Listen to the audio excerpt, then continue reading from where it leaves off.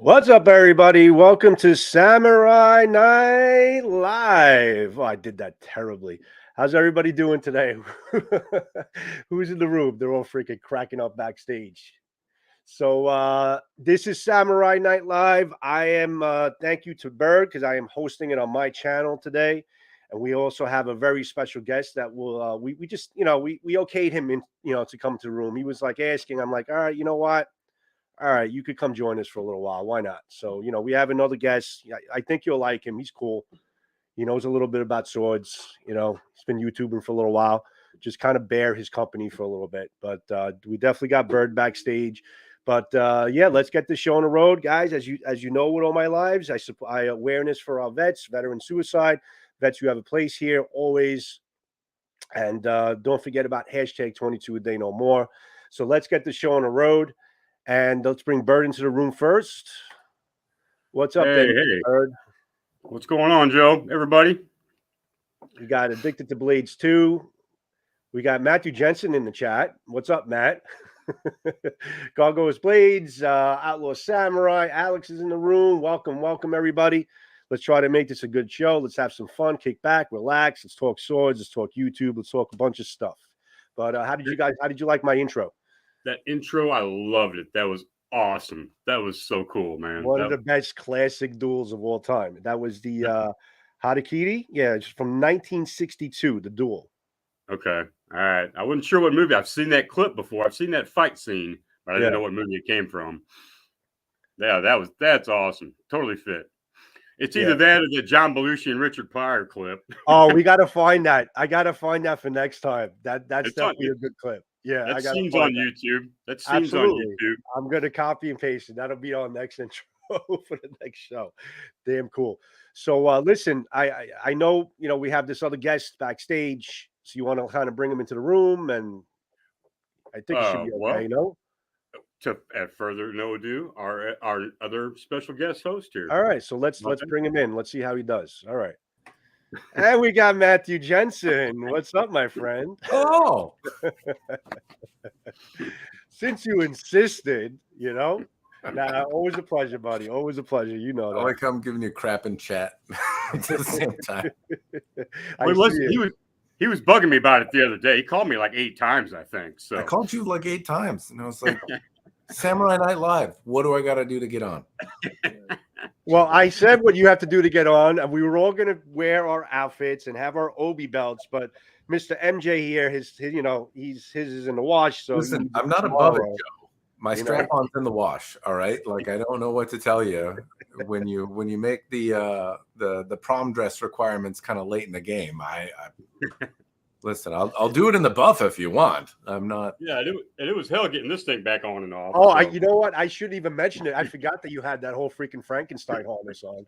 So like, I shouldn't even mention it to you because I'm gonna be a bitch to get that on you, man.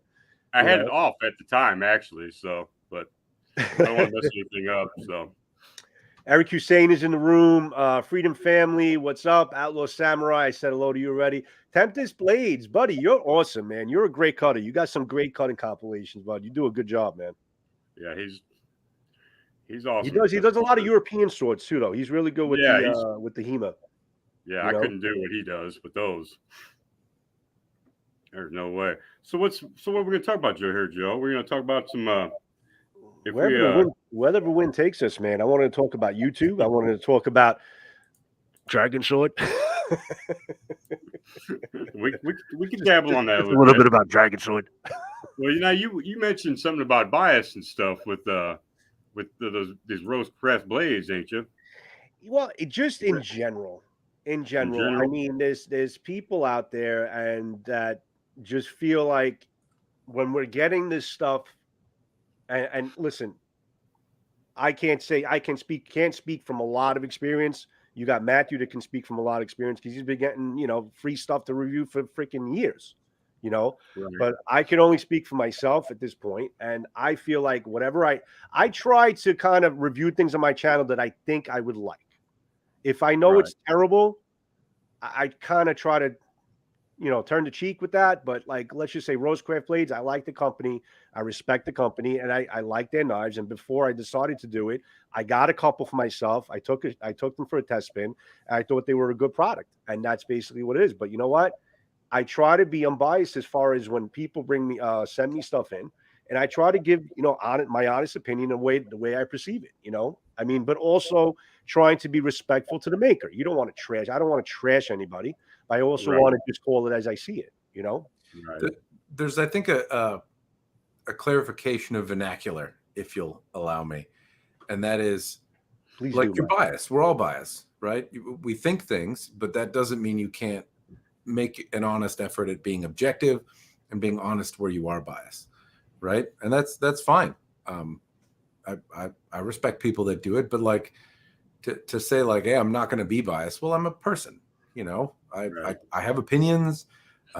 As makers become public figures as well, you inevitably have an opinion about if you agree with stances they take outside of knife making or inside knife or sword making as well. And so you become biased about them, but that doesn't mean that you can't kind of take a step back and make every effort to be objective.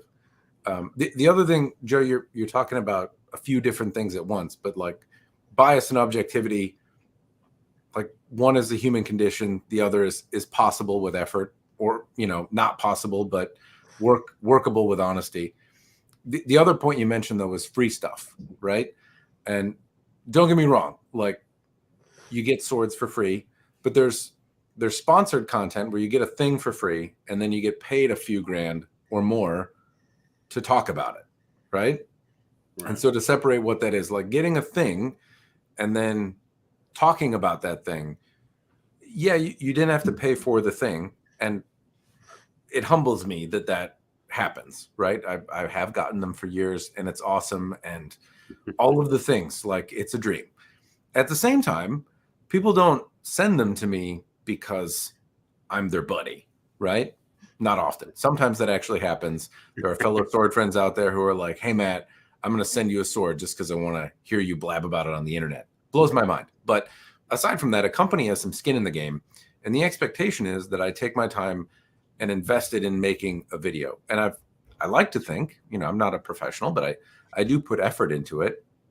But like the cost of cameras, the cost of like producing a thing is not nothing. It does amortize over multiple items, but at the same time, it certainly costs. And then it's not that it doesn't monopolize your time a little bit to make content and to put it out there and to do it well. Anyone that's done it knows how much it's a struggle. Sure. So that's not free though. If I take that time and I was like, hey, I enjoy it. I'm not complaining. Please don't interpret it as bitching and moaning. I'm glad I get to talk about swords. I'm glad I get them for free. It's a joy and a love. But at the same time, if it wasn't a love, if it wasn't a labor of love, and I took that same time and I researched investments, if I played the market, if I took that time and dedicated it toward making money, I would be making a meaningful amount of money versus losing it. Right? So it's not free is the point. It's that is a good point, because if you want to interpret it to the point where you're getting a free sword, you're getting a free sword, you're getting a free sword.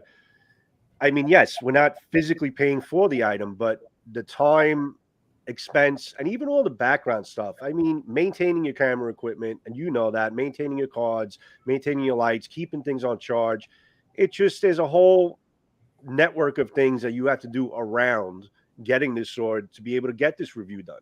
I mean, some people don't do as much editing as Matthew and I do, but there's that work involved. There's post-production involved. There's a lot of stuff involved to really get that shot, put it together, get the 12 points, there's a lot of thought and time put into it. So if you want to say it's a free sword, but it's not free time, that we're using, It is in a sense. And it's just noting that it's not nothing. Right. It's not nothing to make a video. It can be quick. It can take a really long time. Sometimes they say an hour for every minute that you see on YouTube is what goes into the production side of things. I'm not near that, but I can ramble for a half hour, but there's probably, you know, at least several hours that goes into it. A weekend day goes into to making a video. So I'm not at an hour a minute, but I'm maybe at 20, 30 minutes a minute. And that's time that I could be doing something else that makes money. And YouTube, you know, for the folks that aren't aware, I'm a big time YouTuber, as you're all aware. But realistically, like when you're the size that I am, there is money, but it doesn't cover the cost. The amount of money that I've made from YouTube does not pay for this lens.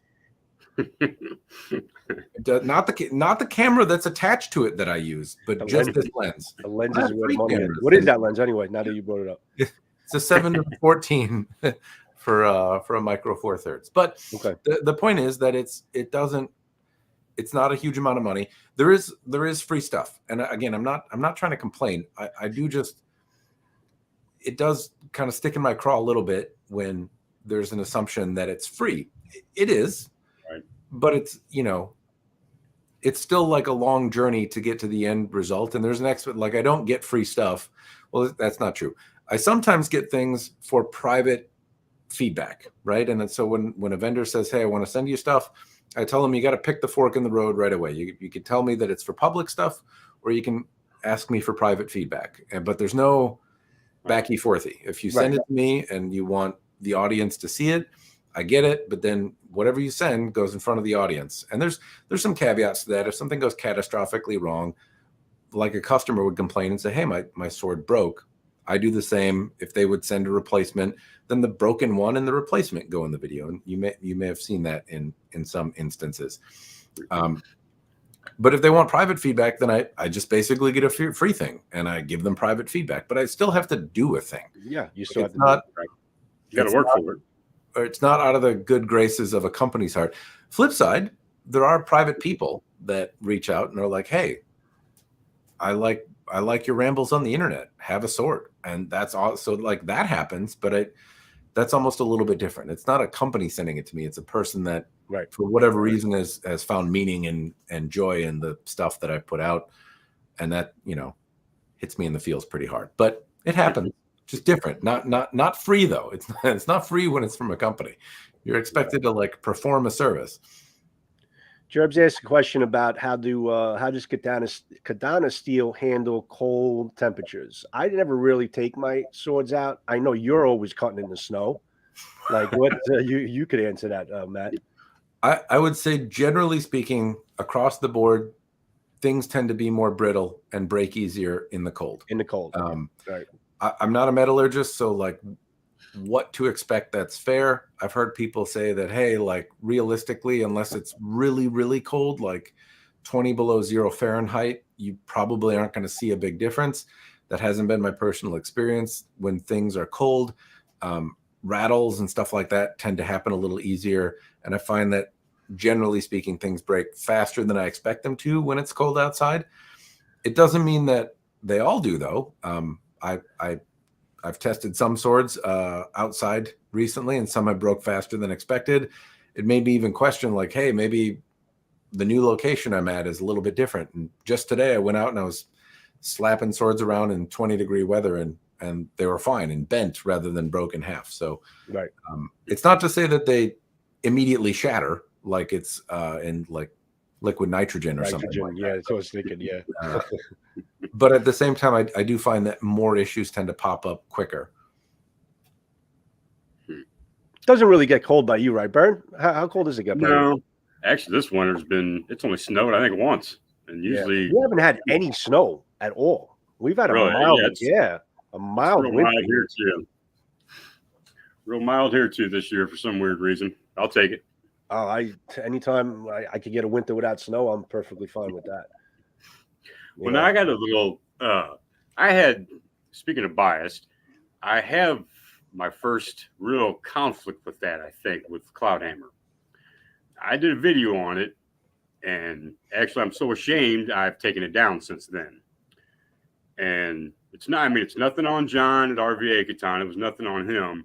When I got that sword, I was so hyped that was my first ever review sample that I ever got. I had to send it away. I couldn't keep it, but like I said, it just floored me that somebody wanted to send me one for my review, and that was the first time it hit me hard. And I did the video. The video made it look better than it was, and I'm ashamed of that. So I've taken it down. I don't know if that's childish or not, but if I put it back up, it'd be even more childish at this point. So, well, now that you're on the topic, you got to fess up. Like, why, what the hell?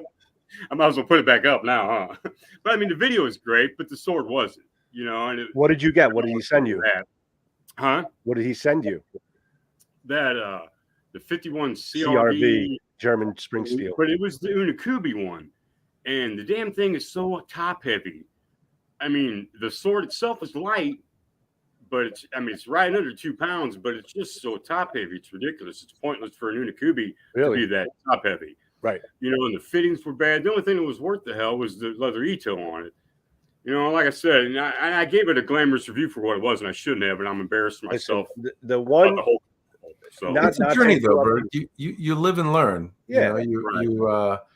I think as you review stuff, like it's important to acknowledge when you feel that way and when you're biased, and then just grow from it.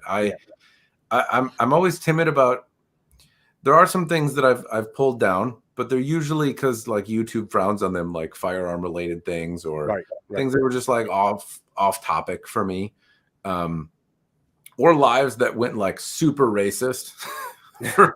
Like all of a sudden comments like just totally derailed things. What's up, Greg? Yeah. So there's times where I've pulled videos down, but if it's for like me growing, I almost think like, hey, you can note if you have stuff and put supplemental videos up there. And so you can say like, hey, here's where I am. And then, or here's where I was, and then make a video that explains how your opinions changed over time or what you reflected on. Right. And I think for people that follow you, like that journey is good, right? They get to see, warts and all kind of thing, right? Where you faltered, where your opinions change. There's always the risk that somebody's going to see it, take it at face value that there's a glowing review. But I kind of in the back of my mind think that like, I'm not out there to help like just somebody who's not trying, like if you're just watching a YouTube video and you're like, oh, this guy, that's good money. Like, okay, buyer beware. Yeah. But if you're researching, you're typing in, you're watching, you're looking for multiple bits of feedback, you're reading the descriptions of videos to see what's up. You're genuinely trying to see if it's worth your money or not, rather than just like, I need a yes or no in 10 seconds. Right. Then I think you impact those people and they get to see like, hey, I'm really looking into it. This was a glowing review. Oh, the next follow-up video that he made, tempers that a little bit, but I still got to see like in the moment, all that footage and stuff. And, there's not a huge amount of information about swords out there. So even glowing, very biased video still gives people a window into like, how does it perform? And a lot of people, I'm convinced, watch me on mute and just like what I say doesn't matter, but just the video of like, what is the thing I'm buying? That's kind of what Scam wants you to do with his videos. He's like, just put it on mute and just watch your freaking knife work. Yeah. But if you do decide to put it up, I would say there's merit to it in the sense that somebody could watch it, take your opinion. I think like giving it a glowing review is certainly one part, and it's great that you've reflected on it, but you're also not giving your viewer enough credit for being intelligent, right? And saying like, hey, this guy is noted. He got a review. I never thought of it like that. Yeah, I never thought of it like that. That's I tell you what, I think I'll put it back up after all. You're doing a justice. You're doing a justice by putting it up. But I want to talk to you about Cloudhammer in a second. But I just want to note we got Jersey Knife Guys in the room, and Jerbs, if you could put Jersey Knife Guys link up. We're trying. I put a shout out for Jersey Knife Guy for Pete. If anybody in the room is not subbed to him, we're trying to get him to 2,000 by next week. So if you guys are in the room and you haven't subbed to him yet, please try to give him some love. He's a great knife guy. He's got a great collection of knives, and I think he definitely needs a lot more subs than he has. So, Jerbs, if you could put Pete's link up, that'll be fantastic. There was actually somebody else that asked a question, but I'm going to get to that in a second. The reason why I like dealing with Cloudhammer is the fact that they invite critique. They invite it, they welcome critique. They're trying to basically improve their product. Now, listen, the first round of swords that they sent me, I saw a couple of things with the fit and finish. And you know what? Second round, they fixed those problems. Yeah, mine was the first round. Yeah, So they fixed those problems next time around. So they're not the type of company that's going to be like, Dragon Sword that's going to basically, attack you on your comments and say, oh, how could you say, you're not a professional? Well, we'll get to that. But they invite it, they welcome it, they like hearing critique because they're looking to improve their product. So I would say if you want to revamp that video and say, listen, I believe in talking about the good points and the bad points. You want to talk about the good points as well as the bad points. And I'm sure Matthew would agree. I mean, you got to be fair, down the line. If you can't find any good points, then you tell them, I can't find any good points. But also, you got to put the price into perspective. It's not like with knives, with swords, there's a lot more. It's a lot more indicative as far as the price of the sword and what your expectations would be at a certain price point. So you have to have that in mind. But I would say you're good with that, man. Take the maybe if you want to do it over again and take the footage, put it out there and speak your mind. I mean, listen, it's you're doing your duty by as far as providing a service by being honest as far as what you see. I mean, I don't see anything wrong with that, and you have nothing to worry about with Cloudhammer with that stuff. Well, that sounds good to me. I'll repost it. What the hell?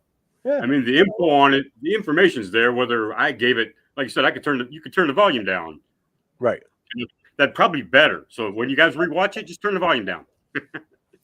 I found it helpful to make follow-ups there, though. I can think of a few swords where I've called it supplemental information or a revisit, and I've talked about, hey, well, now that it's been time, what's changed? And when you talk about a sword, like I try to use a sword for a month, doing EI and whatnot, and like practicing with it, and not like take it out of the box and review it without getting a little bit more hands-on time with it. I don't always get to spend a huge amount, but I make effort to.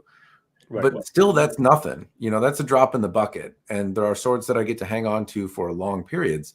And so, my honeymoon period of that first month when I do a review, well, how does that change after a year two? How has it held up? What's changed? Right. And there can be some meaningful changes in there, both in your perspective, what other things you've gotten and what you think about the market and how your perception of value has changed. Yeah. And also that feeling of, hey, like somebody cares enough about what I think to send me something and hear it. Like that's a very nice feeling to get, man. Like I totally get it. It changes a little bit, but I think you over time you start feeling a little bit more like the reason that you're in that position to get things is because people on the internet watch you. Like there are sword users who are thinking about what to buy that are interested in what you have to say. And I think, but like, I don't know, it kind of goes without saying that honesty is what's owed, right? Yeah. Right. And while you're tickled that a manufacturer would send you something, and very like there can be, I'm not saying that all of them are like out to get you or just out for money. A lot of people just want to make a good product and care as well, but they have some skin in the game, right? So you're still tickled that you get to do it, but like you really want to put on a show for the people that are making that happen. And if you had no subscribers, if nobody watched your content, I don't think those same manufacturers would be knocking on your door to provide you stuff, Right. Well, and that's something else too is, John's been contacting me wanting to send me more swords. And What's I'm up, like, Alex? no, not really. What's that, Joe? No, I was speaking to somebody in chat. No. And he's been asking, offering, and I'm like, no, not really, because I didn't even want to get involved with Cloudhammer after that. I was just shutting myself off from it. Why? So, but now, because I was ashamed of the whole thing. No, it's just I'd just rather not have dealt with it. I'm surprised. I'd never spoken to you about it. If not, I would have told you. Just put it out there, man. Yeah. Well, I wish I'd have talked to you guys about it sooner. I should have. Yeah, there's a chance to grow there, though. Like we all live and learn, right? I mean, it could be that you're enamored that you're flattered and want to be kind in return. It could be that you thought something was cool until you learn better. Well, I mean, that's what it was. I just wanted to flatter John. I just wanted to floor him with it. And that was actually the first video that I got to edit and everything. I mean, it was my first comeback video, and I just got back from falling on my head. So, I mean, there was a lot of things involved in that. But I was kind of emotional about it. Yeah. So. I feel like this is like a sword A&A meeting. Yeah, I think it's totally fair to say, hey, if you get a chance to look at more of the product, if nothing else, it helps you, determine what other things they have to look at too. One sample or two or three is still not like a lot across a manufacturer that makes hundreds or thousands of things, right? I look at this point in like Hanway's. Hanway's one of those brands that I've had hundreds of examples from, and I've gotten to see like their top 1% and what I hope is their bottom 1%, because if it goes lower, I'd be shocked if it remains a sword. You sent the sword back? Eric was asking what happened to that Unakubi. Oh, no, I bought it right away because I kind of put a scratch on the Habaki. Oh, so you ended up just buying it? Yeah, so I ended up buying it. So, and then, later on I did the review on it a couple months later or whatever, or whatnot. And, and then all hell broke loose. Okay. Everything emotional fell apart with me, I guess. So. Well, you got John in the room. RVA's in the room. I know. I just seen his comment. He wish he would have caught the. Yeah. I'm kind of glad he didn't, but now I feel I need to do this all again. It's on the internet, buddy. Like, he can see it. Well, like you told me earlier in our conversation, man. I put it out there already, right? Yeah. I put it out there. I can either fess up or I can get out of the studio right now. Yeah. But okay, John. So here it is. Like I was telling them when I fell on my head and stuff. It just got healed. That was my first video from a comeback from that. It was my first video that I edited, and that was the Unakubi Cloud Hammer that you sent me. And I didn't like it at all after I got to use it, but the video doesn't say that. And I took the video down since then because I was just ashamed of myself and the whole deal, and I should have been honest from I didn't really question it until later on, until I got to use the sword more. The more I used it and the other Unakubis that I got, and I realized it was just way too top heavy for that. It was just a really horrible geometric design on it. I'm totally honest now. And the video does not say that at all. And like I said, I was just really ashamed, and I've taken it down.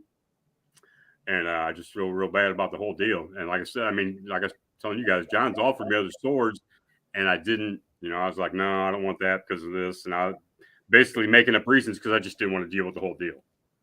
So, sorry, John. I didn't mean anything by it. It's nothing personal. It had nothing to do with you. I love the fact that you sent me the sword.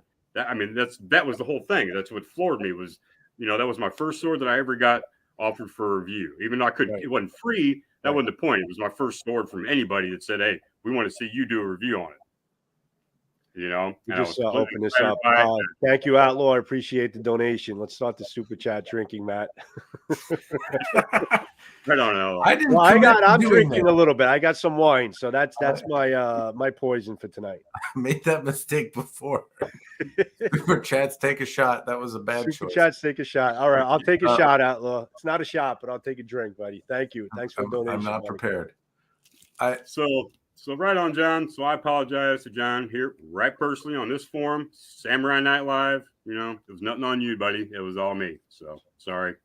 It's funny you mentioned that the reason that you don't like it is some of the weight. I find that it's a very subjective thing. You know what I mean? Like what feels good to you. It is, and I'll tell you why. Because that was the first Unakubi I ever had, and then when I got my second one from Murasami, which is just like whipping around a handle, I was like, okay, well, this Cloud Hammer sucks. Compared to this, it was horrible. It was like a Shinogi Zakuri. And I was just, and that just threw my whole video down the toilet after that. They're not, Unakobi can be light, but so can Shinogi Zakuri blades, right? It's one of those. If you taper it enough, yeah. It depends on a myriad of factors there, but there are certainly Unakobi Zakuri blades, both historic and in the modern reproduction market, that Right on, John. On the heavier side, on the heftier side. I bet if you grab not to say that like the Hanwei Raptor is going to be like a beefcake in comparison to its Shinogi Zakuri counterpart, but like it's probably going to be a bit on the heavier side feeling. And likewise, historically, there's effectively cut down Naginata that are Unokobe Zakuri-esque style, and they're beefy honky things. Right. It can be, but I mean the point is that like you didn't like it in comparison to what you've learned since, but somebody else might, right? And so just saying like, hey, this feels heavy to me, isn't like, I'll give you a prime example. First of all, somebody asked what steel it was. I forgot. I think it was Airpower Roy. It was a 51 CRV, the German spring steel. You've had that steel before from them. I'll give you a prime example. The sword that's traveling the country right now, the Raptor, that you have right now. That sword for me, that Raptor Unokobe Zakuri is perfect. I love it. I thought it was balanced. I didn't think it was too heavy. And that's just it. I just happen to really like it. I thought I was very comfortable with it. And I had that one too the whole time. Actually, so that wasn't my first Unokobe, but yours is like 9 feet long, a lot different than others. You had that in your hands, Matt. You know. But even it's not top heavy, Joe. Yeah, it's balanced. It's more balanced. Yeah, you had that in your hand. How do you think of that sword? Well, let me say one more thing to John, because and I should have just contacted John right away and talked about my problem. And I did. He's a good guy, man. He's good. So, that's what he's there for. He's definitely a good guy for that stuff, man. He's awesome. It's like you're ate at a restaurant and you're like, I'm sorry, I gave you a 5-star Google review, but I thought your food was shitty. I'm sorry. You'll be like that freaking guy that gets a freaking steak and he cuts into it. He's got a freaking roach in the middle, and he'll fucking just eat it, not to make anybody feel bad. They know it was fine. Everything was great. I wouldn't say it's like a roach. The weight component is more like you cook with a lot of hot sauce, right? Like some people fucking love it, and some people hate it, and like neither one is necessarily wrong or bad. But it's fine to say like I didn't like it. It was too spicy or not spicy enough, right? Like that's kind of the critique you're talking about. Yeah, it's it's a good thing that like, you're talking about it now. A lot of pride got in the way. Of course. So a lot of pride and then humiliation, and I was down the dark path. On my way to the Lord of the Sith. A couple people commenting on that. Guy, it's just hot sauce. You're like, I didn't like the hot sauce. I'm sorry. I didn't. Let me get to the comments. So Eric had asked, how does a cloud hammer that you had compare to the Raptor? Just as a reference. It's top heavy. I can feel how heavy that cloud hammer is compared to Joe's Raptor. It's a huge sword, but it's not top heavy like that. It's not light, but it's well balanced. It's an overall heavier sword. Right. It's like a pound heavier. Sword, but it's balanced, right? It's distributed right. Yeah. I mean, it's almost 1.5 pounds heavier than that cloud hammer. Yeah. Cloud hammer weighs only like 1.9 pounds. So it's really light, but you can feel that top heavy end, and it just sucks. Carl thinks you're making a big deal about it. I know, Carl. I really am. I was making this turned into like a sword AA meeting here. There's a sense of top heaviness that I like. I mean, the bamboo mat that I have is my favorite, but the comparison, it's much heavier than the typical bamboo mat that's sold today. And it's most people are like, oh, Matt, you really love, like, can I see your bamboo mat? And then when I show it to them, they're like, this is kind of poopy. It doesn't. Yeah. There's a top heavy esqueness. There's like some Goldilocks zone where I like my porridge a little crunchy, I guess. And so that's why I'm saying like different strokes, different folks. I don't think that is inherently a dig, right? You're not a fan of it, but that as a reviewer doesn't mean that somebody else won't be, or that perspective that, hey, this is top heavy or feels that way to me. That's helpful. Like somebody that prefers a point of balance a little further out, but also likes that Unokobe geometry, may gravitate towards that kind of blade. I would say all that, but then I got another Unokobe from Liu's sword, and it's the same dimensions as the cloud hammer, because the Murasami's like the cloud hammer's like almost 5 millimeters thick at the cutting area. My Murasami's like 4 millimeters. Okay. Liu's sword's like 4 millimeters, But everything else, the length and everything is the same size as the Cloud Hammer. It even weighs more, but it's still not top heavy. Right. So, I mean, there again, I had another Unakubi that was just telling me, hey, there's something wrong with this Cloud Hammer. I mean, if it doesn't feel bad, but to my other one, like you said, I'm comparing it. Yeah. So, I mean, you approach it. Listen, it's to be noted. For me, it feels a little top heavy.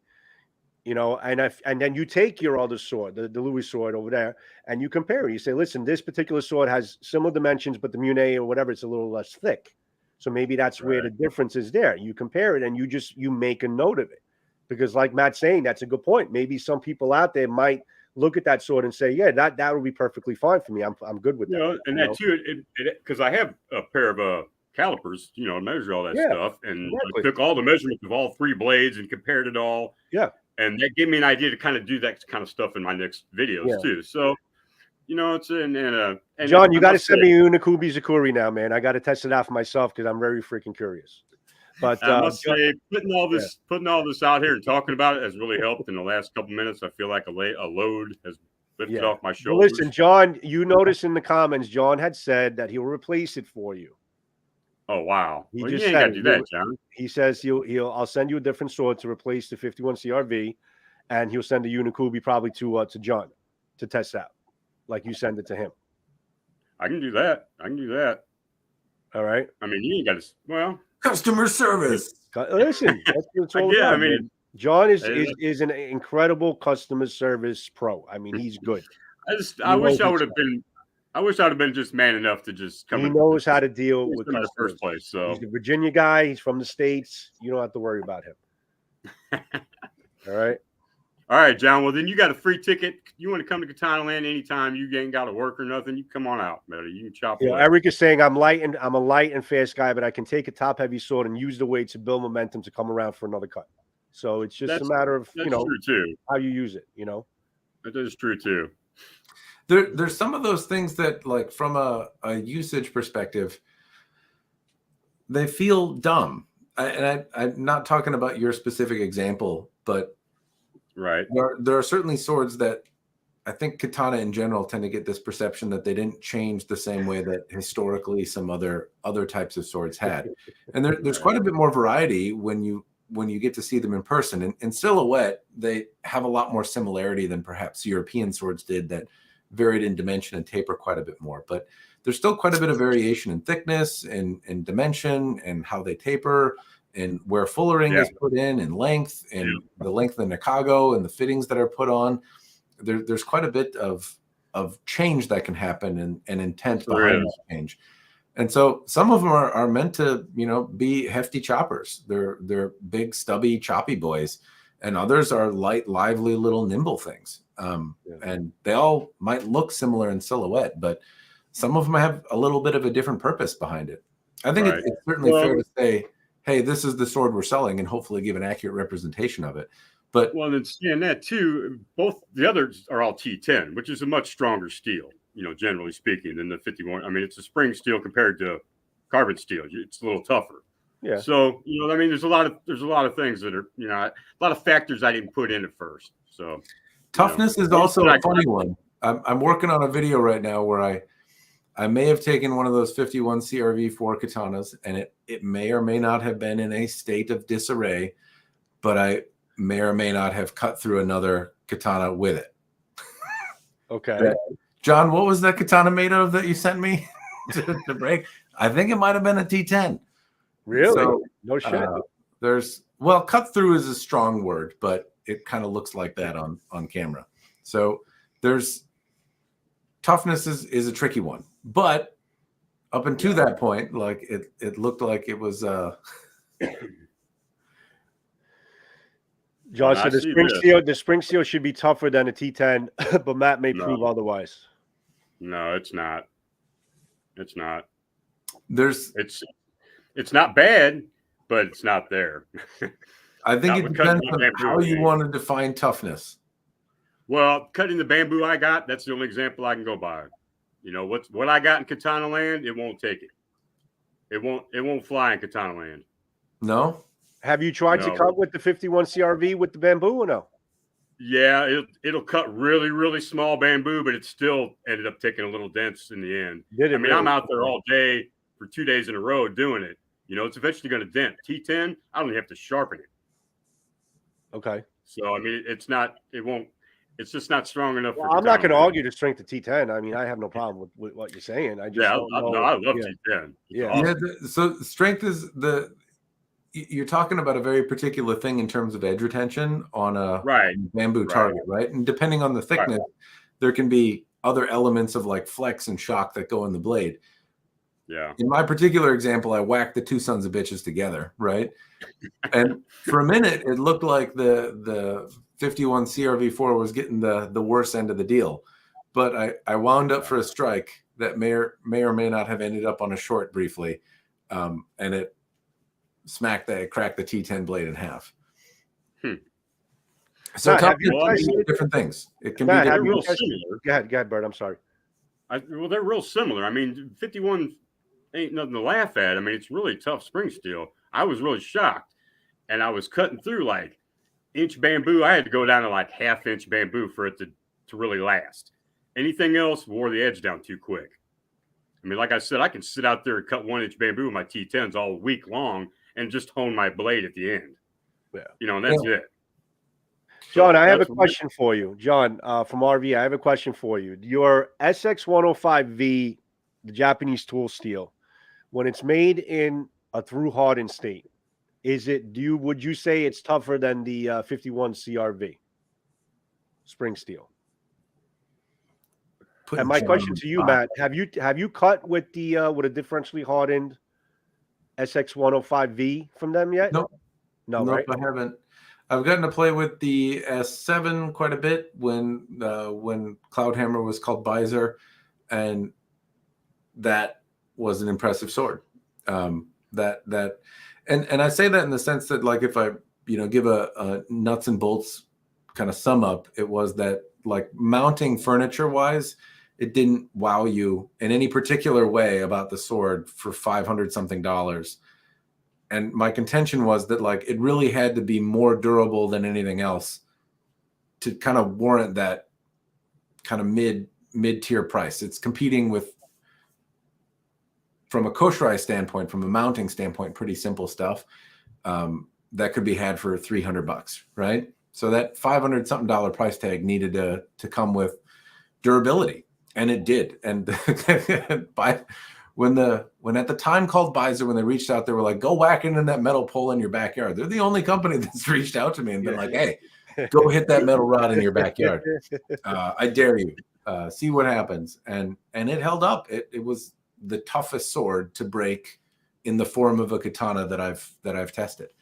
And so, like, from a durability standpoint, but to emphasize, like, Byrd, I'd say what you're talking about, like, if I had to separate whacking a metal pole, slapping a tree, throwing it at a tree, like different aspects of toughness, I'd say that if you're cutting 1-inch bamboo, it's more a testament to edge retention, right? Because you're a practiced person. You've swung at a lot of bamboo. Yeah. You're probably not slapping the side of the sword. Your angles are probably reasonable. And so how that edge retention holds up is one certainly aspect of what makes a sword good. But differentially hardened blades with a lot of carbon tend to do that well. In contrast, if you cock your edge and slap that bamboo right on the side of the blade, that T10 probably isn't going to impress you as much as as the through hardened blade. Well, so, and that too. I mean, if I tried to cut like 2-inch bamboo with that spring steel, it may take the edge, but it's not going to bend it. Well, that T10 starts to bend. You get above like 3-inch bamboo, and that T10 starts to bend on you. Hold on, guys. That spring steel wouldn't. So Scab, all kinds of different. This is for you, Scab. Right here. Scab, this is for you. Right here. See that? That's for you, Scab. That's for you. Just in case you see it, that's for you. There's all kinds of factors, and there's all kinds of people shopping. What's up, Scab? Yeah, I hear you. I should have never took the video down. I should have talked to John to begin with, and there you go. Sorry, John. Well, listen, it's resolved. You're going to get another sword. You're going to get something else to play with. You send that one out. So, thank you, Justin. No, but and Matt always tends to steer me right too. He's got good advice, man. He's, he not only knows his swords, but he's a wise man as well. So you got to talk to Matt. Absolutely. But I want to test, Johnny. I want to test a SX 105V differentially hardened. It doesn't have to be crazy polished because I know you don't like to. You like to sell those, but I would like to test an SX 105V differentially hardened. I want to see how the edge retention is. I want to see how it is, and I want to do it with bamboo. So, Byrd, that's where you come in. If you got a place to cut, I'm ready to send I it got to a you. place to cut. I got a place to cut. All right. Not very often, but I got a place to cut. All right. Yeah, it's out of my way. I got to drive a lot for it, but I got a place to cut. I can do that. I can do that. We'll work something out. Work something out. You might have to give me a few months. The bamboo ain't Oh looking yeah, right now. Yeah, it's pretty brown right now. So when the harvest is right, my friend. Well, no, I'll box up a bunch and I'll send your sword back too. You know, but that's yeah. Listen, going back to the S7. Not as a joke. I'm serious right now. I'm serious about the S7. Okay. Because I'm going to lead into something else that I want to talk about with another S7 that was reviewed. And Byrd, you know what I'm talking about. Oh, so yeah, I do believe. Your S7 from Cloudhammer, did you find that it took surface scratches fairly easy? How did it hold up? I know ultimately what happened, but how did it hold up in terms of the surface of the sword? Did it take surface scratches fairly easy with normal cutting? Like, what is your testament of that S7? Are you asking me or Byrd? No, I'm asking you, Matt, because you cut with S7, the S7 from Cloudhammer. I don't have one. Honestly, I don't look. And I said, like, I understand that getting cutting scratches is poopy, right? You buy a really fancy sword, you cut with it, and then you get scratches on it, and it's yucky. And the more of them you get, the yuckier it looks, and it's not lost on me that that's the case. But I've got cutting scratches from a pool noodle before, right? From a water bottle, from tatami mat. So I assume that if I cut a thing, that basically the polish is, somebody is. I got that first rock ding in my car. That's just kind of how it is. So there are certain steels that are more resilient to abrasion. I don't believe S7 is like one of those particularly abrasion resistant steels. But once I start cutting, there's cutting scratches. It didn't dawn on me that it was worse. Every now and again, I'll test a sword that is particularly resilient to cutting scratches, and I'll notice hey, imagine you shit your pants and then you go to change yourself and there's no smears, right? You'd kind of be like it would impress you, right? Every now and again, I'll go cutting with a sword and I'll be like, hey, this still looks fantastic. And I've been very mean to it. And I'll be impressed the same way I would be without skid marks. That's uncommon though. I would say that I'm wowed by the fact that I don't notice damage to the sword. So sorry to equate the sword to skid marks. That was unintentional, but I think you get what I'm saying though. I just assume that there's going to be damage. And before I read this comment, Matt, why is it always about shit with you? It always ends up being everybody poops. Everybody poops. It's a very relatable analogy. Yeah. Can't go wrong with that. John said I was talking to Cloudhammer's boss about Jordan's video on the S7. He said that any mirror polish will scuff on almost any steel, and the bigger question is how deep the scratch is. Right. That's his estimate as far as what happened with that particular video. I don't know if you saw that video before, Matt. Yeah. You saw it. You know what I'm talking about, right? Okay. I am familiar with his review and the comment. Okay. All right. So you know what that's all about. Okay, good. Because that's like the talk of the town right now. So what is your take, Mr. Matt Jensen, about a company turning around, sending somebody a free sword for a review, turning around and making a comment like that on that person's video, put into perspective his review in terms of, I feel like it was fair for the most part. Maybe it was a little harsh and overzealous in certain areas, but I feel like it was generally fair. What is your take on that whole situation? Well, I would say I'm not a fan of it. Right. That would be my take. I think when you send a review sample out, what comes with that, the expectation is that a person is going to be honest about it. If you're doing a product showcase or you have a different structure of channel, then maybe there's different expectations. But you send a sample out, that sample, the person is obligated to give their honest opinion, whatever that may be. And so I might disagree with Jardian's opinion on certain things, but I think he gave it honestly and tried to do right by the people that are watching and be forthright with information. Right. And then to make some commentary about it, I think it's taboo. The flip side is I do want to note that, like right here, John is here in the chat, and he's not saying Samurai Byrd, fucking idiot, you don't know what a new Kobe Curry is supposed to feel like. Right. Hey, I want you to be happy, right? I think that's kind of in line with what people hope customer service will be, right? Honest critiques, taken respectfully, and an urge to make everybody happy.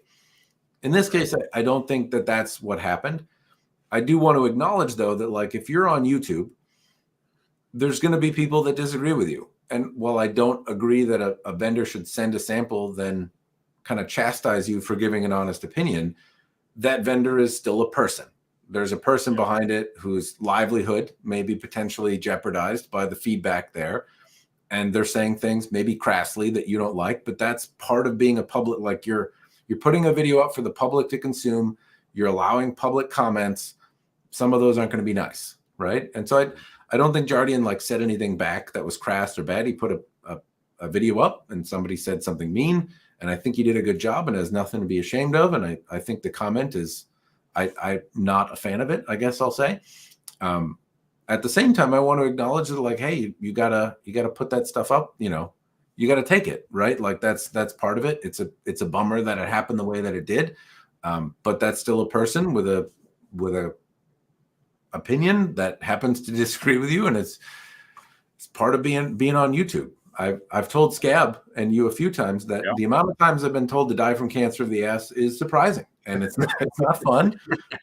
It's not fun. I want people to like the content and to like me and to enjoy. Right. And if somebody says something that is rather contentious or puts me in my place rather disagreeably, that's kind of what I'm. You know, it's not the reason I signed up, but it comes a little bit with the territory. Right. Right. Stacy, Melissa, Alex, welcome to the room, buddy, guys. And Lee, hey, Melissa, thank you. Melissa is Glenn, by the way. I don't know if you wanted me to tell everybody that, but that's Glenn. That's not Melissa. So it's Glenn.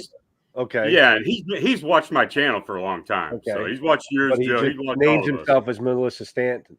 Okay. Yeah, I think he uses his wife's name. So all right, so Melissa / Glenn, thank you for coming. All right, Glenn, I had to tell everybody. Cat's out of the bag there, Glenn. All right. So that's he's supposed to be making a video too of some S7. So he's gonna join the YouTube realm here with us, I do believe, soon. He probably didn't want me to tell you that either, but too bad, Glenn. Sorry, buddy.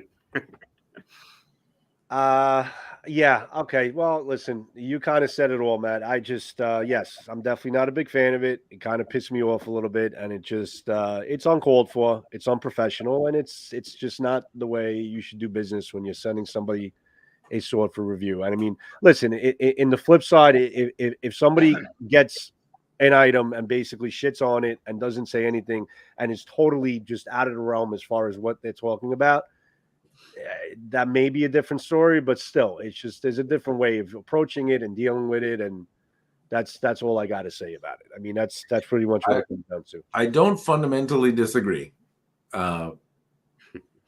If I try to distill some of what Jardian's contentions were, the scratches on the surface of the steel, is it fair to say like, hey, it's scratched after cutting into rotten wood?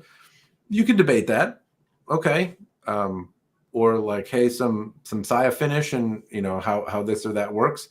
To say that then the blade is, doesn't get a recommend based on those things. I can see potentially why somebody may be frustrated by that. At the same time, though, I say the same kind of stuff. Like, I have an opinion about what I think is worth it. I try to include different perspectives that aren't necessarily mine. I think he tried to do the same thing, and we can only, you know, be as empathetic right. as we're capable of. And it sounds like Dragon Sword disagreed, right? And I think there was maybe a more tactful way to disagree. If they had, you know, said, hey, here's what I think about the test that you've done and how that stacks up, or here's some additional information for context, or hey, even you're wrong, and like here is proof as to why, substantiated by evidence or reason. I think that's tactful, and I don't think what they did was tactful, right? And I further think that it just kind of makes them look bad, and it's really unfortunate, because sending a sword to a smaller creator who's kind of starting out and doesn't have millions of subscribers. I'm on the small list, you know. if you have, you know, 100 or 1,000 or 2,000 or 5,000, like you're a small creator, and sending a sample out is a really magnanimous, awesome thing to do. And to have that kind of goodwill slapped away seems imprudent. I especially when the review, like as I was watching Jardine's work, I thought he did a good job, and I was like, oh, I disagree. Seems like the sword held up well. He smacked some ice blocks with it, and it's still straight and fine. Like that.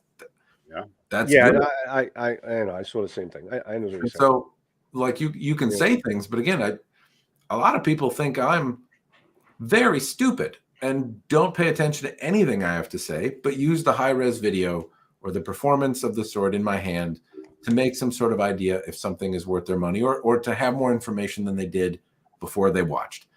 I don't suppose that that's necessarily different for any YouTuber. So to like say like, hey, well, he contended with this so impolitely, I think really just did more damage than good. I don't think it worked well. Maybe it's a cultural thing, maybe it's a language. I don't know, but it's not for me to make excuses or apologies for Dragon Sword. So I'm not sure they made the comment, and they have to deal with the consequence of said comment. All right, let me basically talk about the elephant in the room.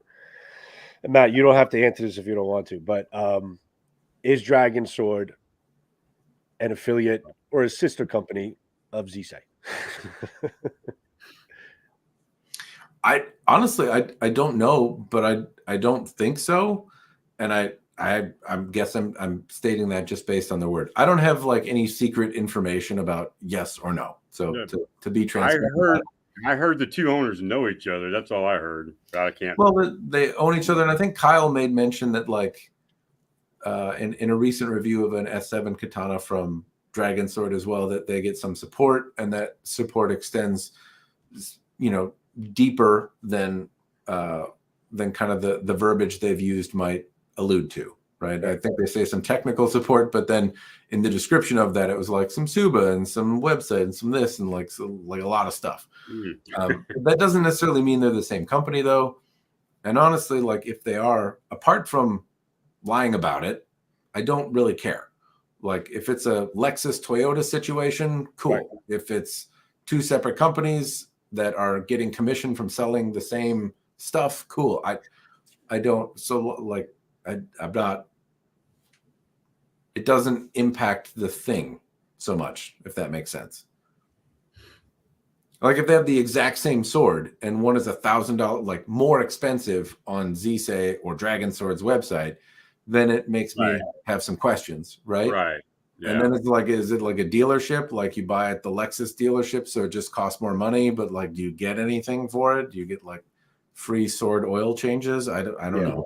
Yeah, they're definitely not at the price. They're definitely not at that price point that Zisei is selling. It seems like there's some higher end stuff at Zisei, and there's some different stuff at Zisei, and it seems like they have some similar stuff, but some different stuff.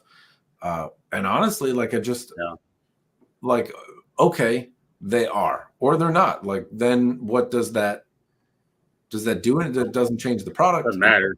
It doesn't change the Doesn't price. really matter. It doesn't change the quality. The only thing that it impacts is, are they lying about something stupid? And I agree on principle, that irks me.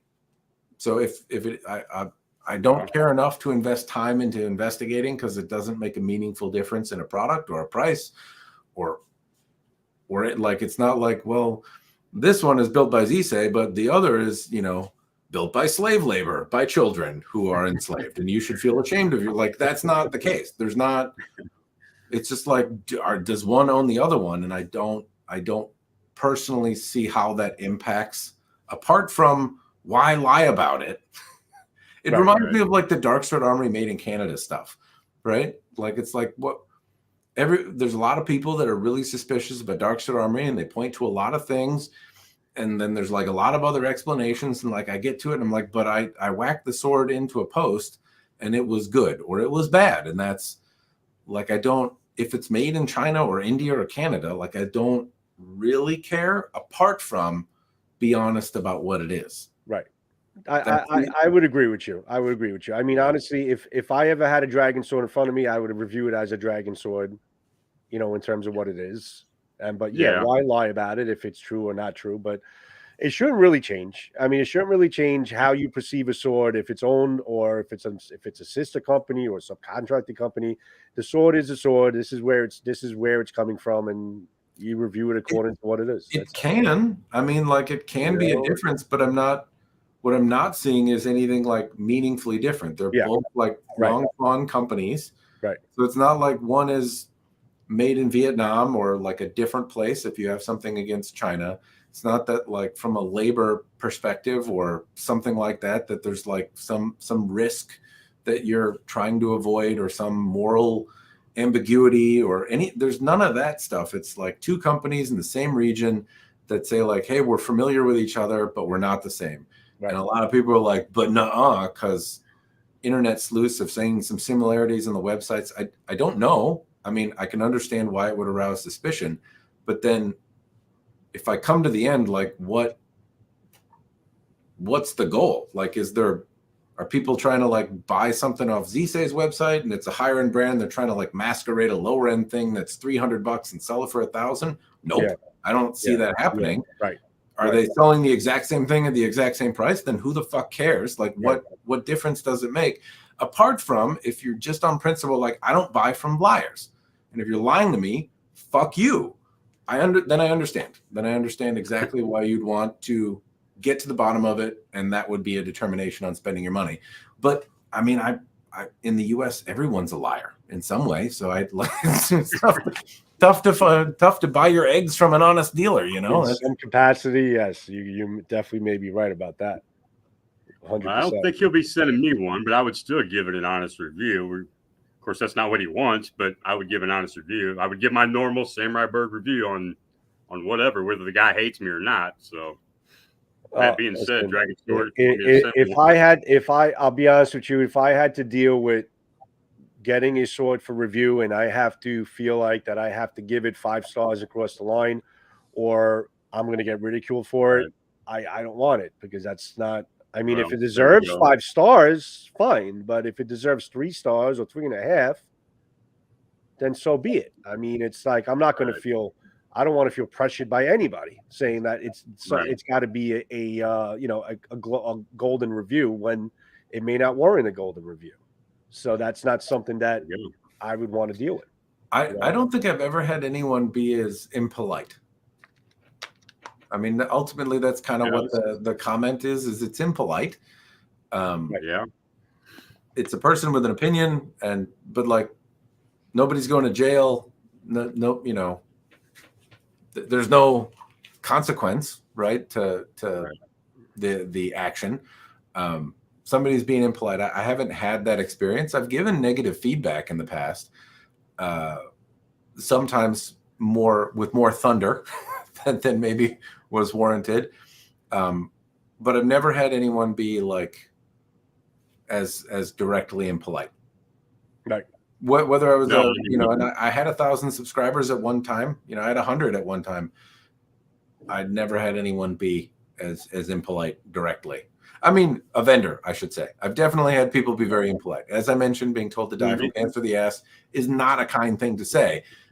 So that does happen, but it's not Dragon Sword. Can you remember what warranted that comment? Because we hear about it all the time. Do you remember the exact video that warranted that? It was comment? Like an opinion about a naginata.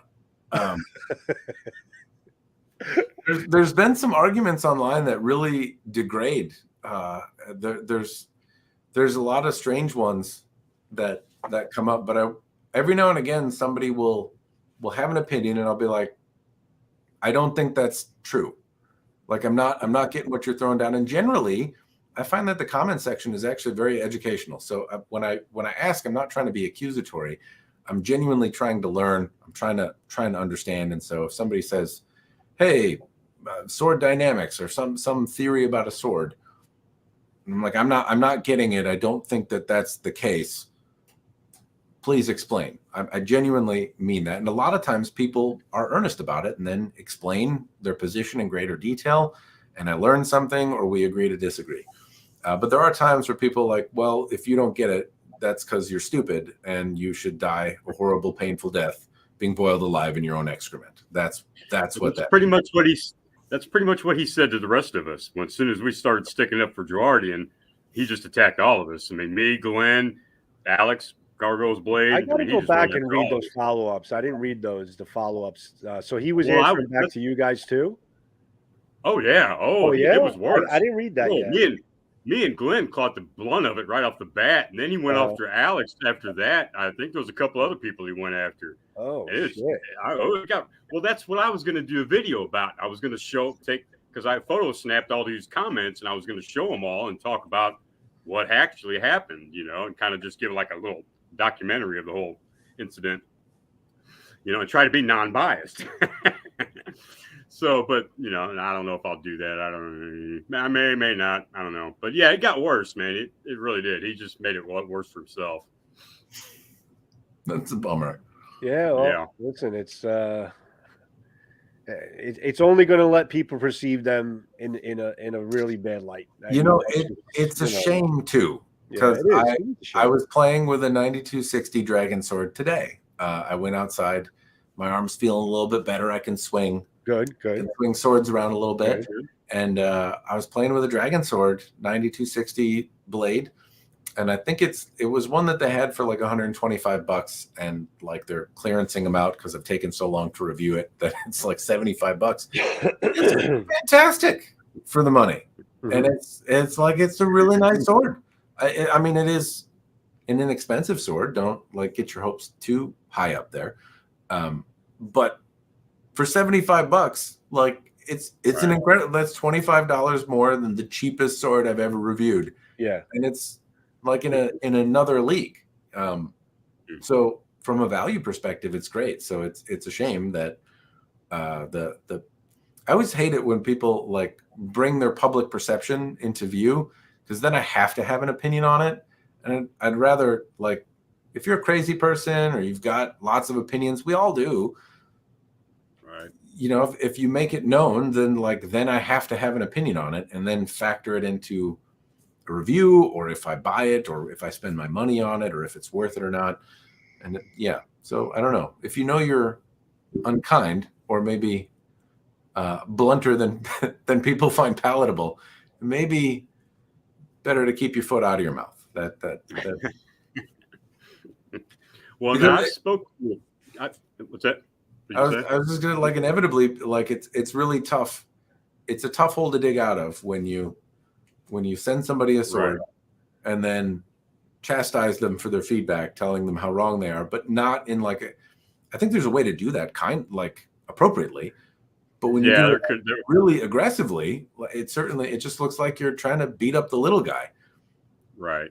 And I've spoke to Jordan through emails, and he's just floored at all of us for for getting his back and everything. He just appreciates that so much. Yeah. And that was his first sword for review, kind of like, my instance.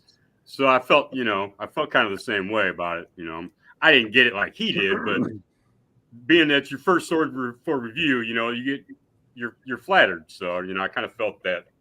I'm sure he had that, and he was really bummed out about it, and he was glad we all stuck up for him. So. Yeah, I don't see what he has to be.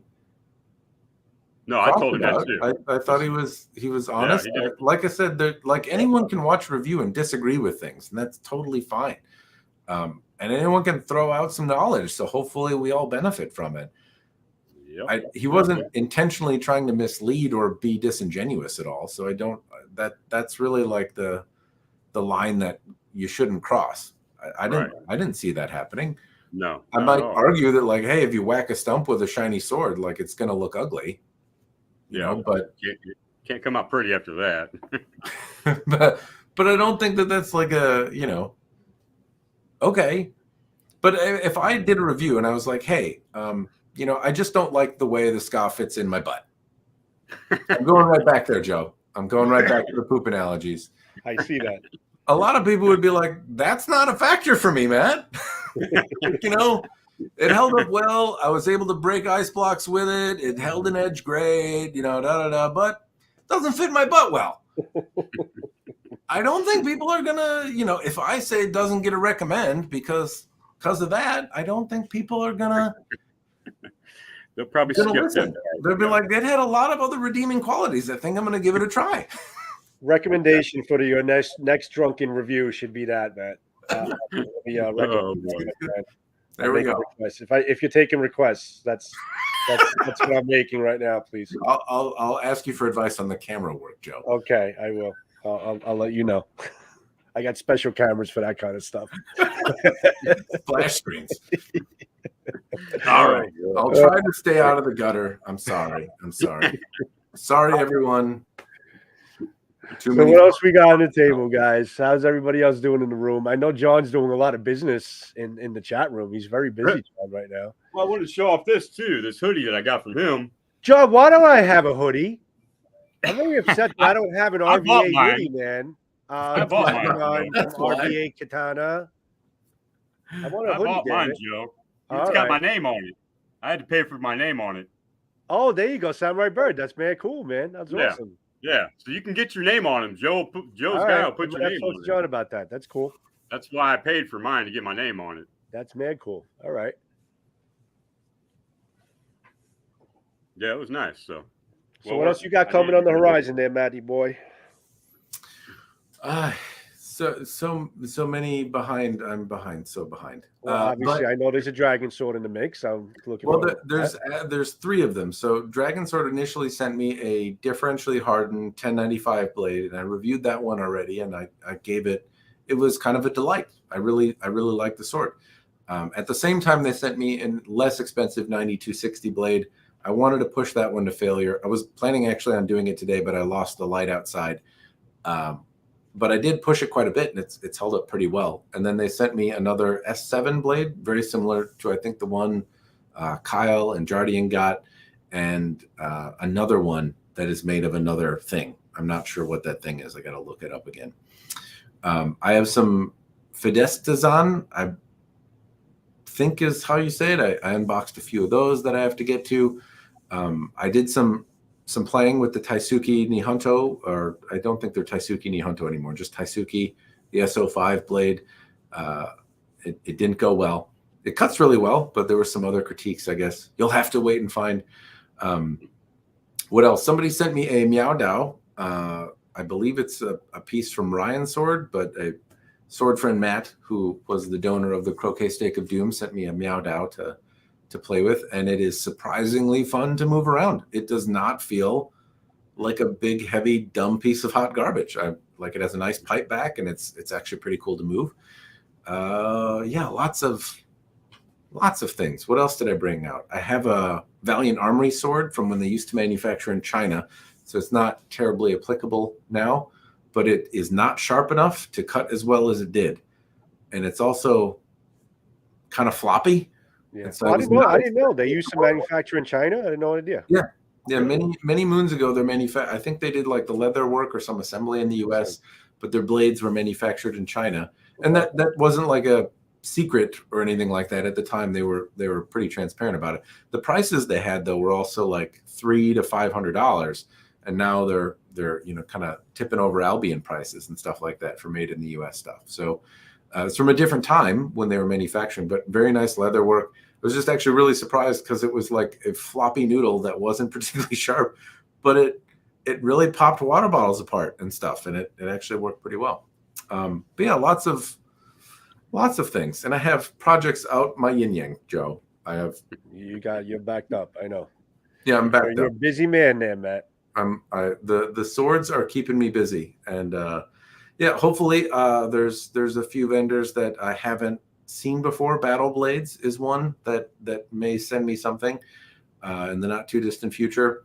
And then earlier I got a Kriegsmesser from Balor Arms. So Cult of Athena sent me the Kriegsmesser piece, which is also incidentally, I was gonna do like an unboxing and kind of first impressions, but the box was enormous and like UPS decided to just leave it in the snow. We had like a 14 inches of snow where I live, and UPS didn't bother coming to my door. They were just like, let me leave it in the snowbank, your mailbox. And so it was quite wet. And I was like, let me just get it out, make sure everything's okay. So I skipped the unboxing side of things, but world first impressions here on Samurai Night Live. It's really cool. It's really cool. I haven't gotten to cut anything with it yet, but it's really cool. It's very similar. Alex described your situation very well. He said that your sword constipated. And again, it gets back to the ass. Yeah, I can't get out of the ass. I just can't get out. Every time I think I'm out, they pull me back in. Thanks, Alex. Oh man, that's too funny. What about you, Joe? Waiting on some Zisei stuff. I actually just boxed up the last two cloud hammers that I have. So I actually just boxed them up, John. I did box them up. I know you sent me labels. So I'm going to get those out the door. Hopefully, what the hell's tomorrow? Sunday? Oh, this week. Yeah. Post office opens. Got some knives, got a couple of things down the line. I'm just trying to find some time to get it done. That's basically I was thinking about reviewing a knife. I have one that I play with a lot, and I was pondering reviewing stuff about it. I'd like to do that myself. I just got my right here, Tucson. Shiny one right here. It's real pretty. Shiny. Yeah, what is that? Well, first Byrd, what is that? This is the Tucson, the saber tooth. Oh, Tucson, yeah, that is nice. I just got this today. That's a frame lock. Yep, I guess. I don't know what it's called. Yeah, a lock blade. Yeah, we used to call them lock blades back in my day. That's all steel. That's nice. But yeah, it's nice. M390 steel. Nice. I got it with Stella's Knife Obsession. She got me a discount at White Mountain Knives. Cool. I've been wanting this, and it's been out of stock. And it just came in today, and I'm so happy. I love this thing, man. It's awesome. Man, cool. And what do you got there, Matt? Knives are not to say I don't enjoy them the same way I do swords, but I don't like if I'm doing EI, and because I'm interested in swords, like I don't know if it's always been this way or it's just because I'm a reviewer, but I think about the way they move and the nuances and really get my head in the weeds around swords. But I don't do that so much with knives. No, me neither. To me, I carry them around, I lose them, I screw them up. I don't think about it. I do in a similar way. Thank you, Outlaw. Thanks, Outlaw. Yeah, very kind.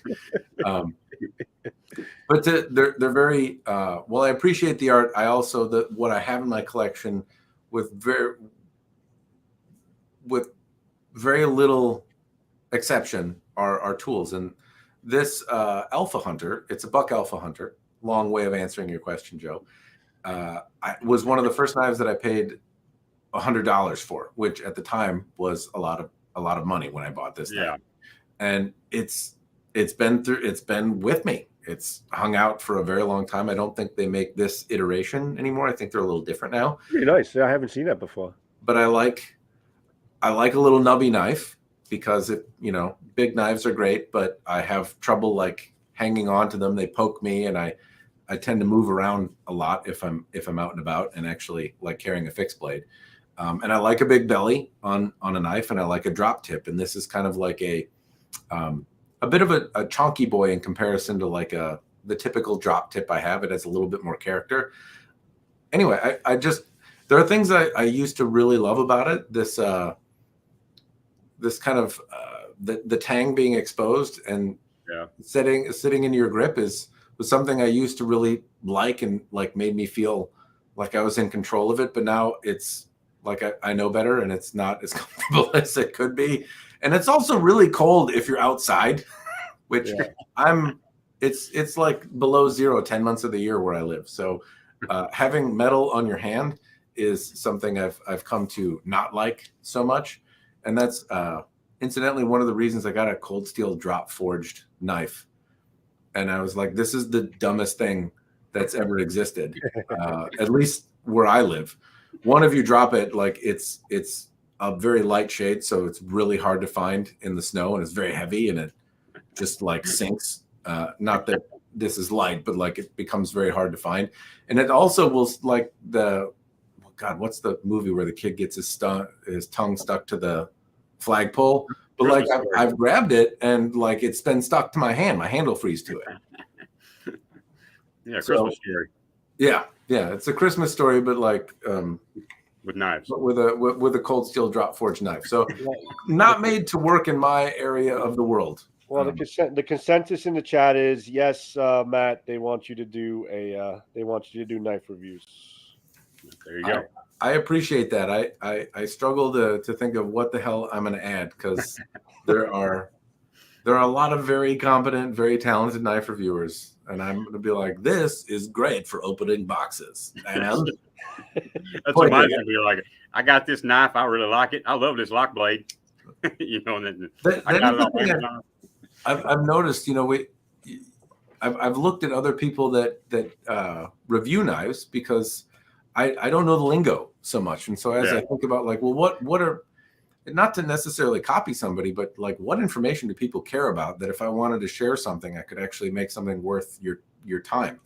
Right. And I like the fidget element of a knife is a really important thing. I'm kind of, this guy knows all that stuff. This guy knows all that stuff. I don't know all that stuff. I just know some stuff. I mean, I enjoy it. I find it interesting, like the fidget element.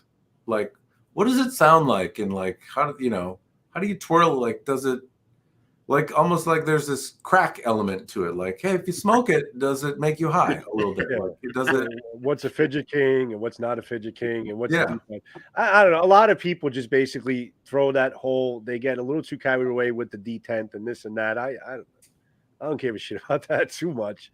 I mean, as long as the knife opens, closes the way you want it to, it works for me. But you mention it because people care about it. That's the thing, But there's a message for you from Glenn, Matt. Glenn, I can certainly do it, or Melissa, if you prefer. I can certainly take a look at the sword. I'd be happy to have one from the wild if it's still representative of a new sword. If you've modified it or something, then it's not as fair to share. But if it's what you got from them, then I'm happy to show it. Well, to be honest with you, Glenn, just freaking put some more light on it. I think you'll be fine. That's what I've been telling him. Just shower with light. More light on it, man. Hey, listen, I'm going to do a workshop one day, and I'm going to have Amazon on screen, and I'm going to just try to inform you guys some cheap shit that you guys can pick up that will vastly improve how you guys do video. How's that? You want me to do that? I'll do that. Yeah. Joe, if you can do it, but like you got to take your cell phone and a budget of $50. That's what you can do.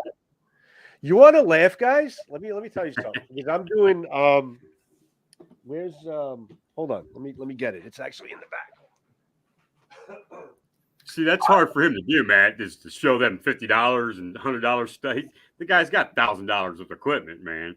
It's hard. Well, that's the thing, is everyone's got a cell phone that's got a camera. Let me come off screen. I want to show you the rig that I'm using right now for 2023 for shooting for doing marketing, for doing my marketing work during the week. So let me get that rig. I'll be about 2 seconds. You guys bullshit. Look at the chat.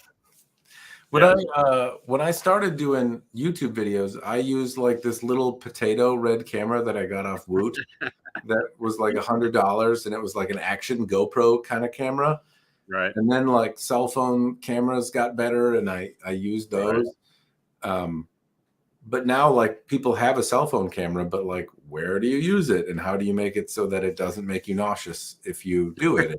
What software can you put on, like use so that you can trim out, if you accidentally fart or something.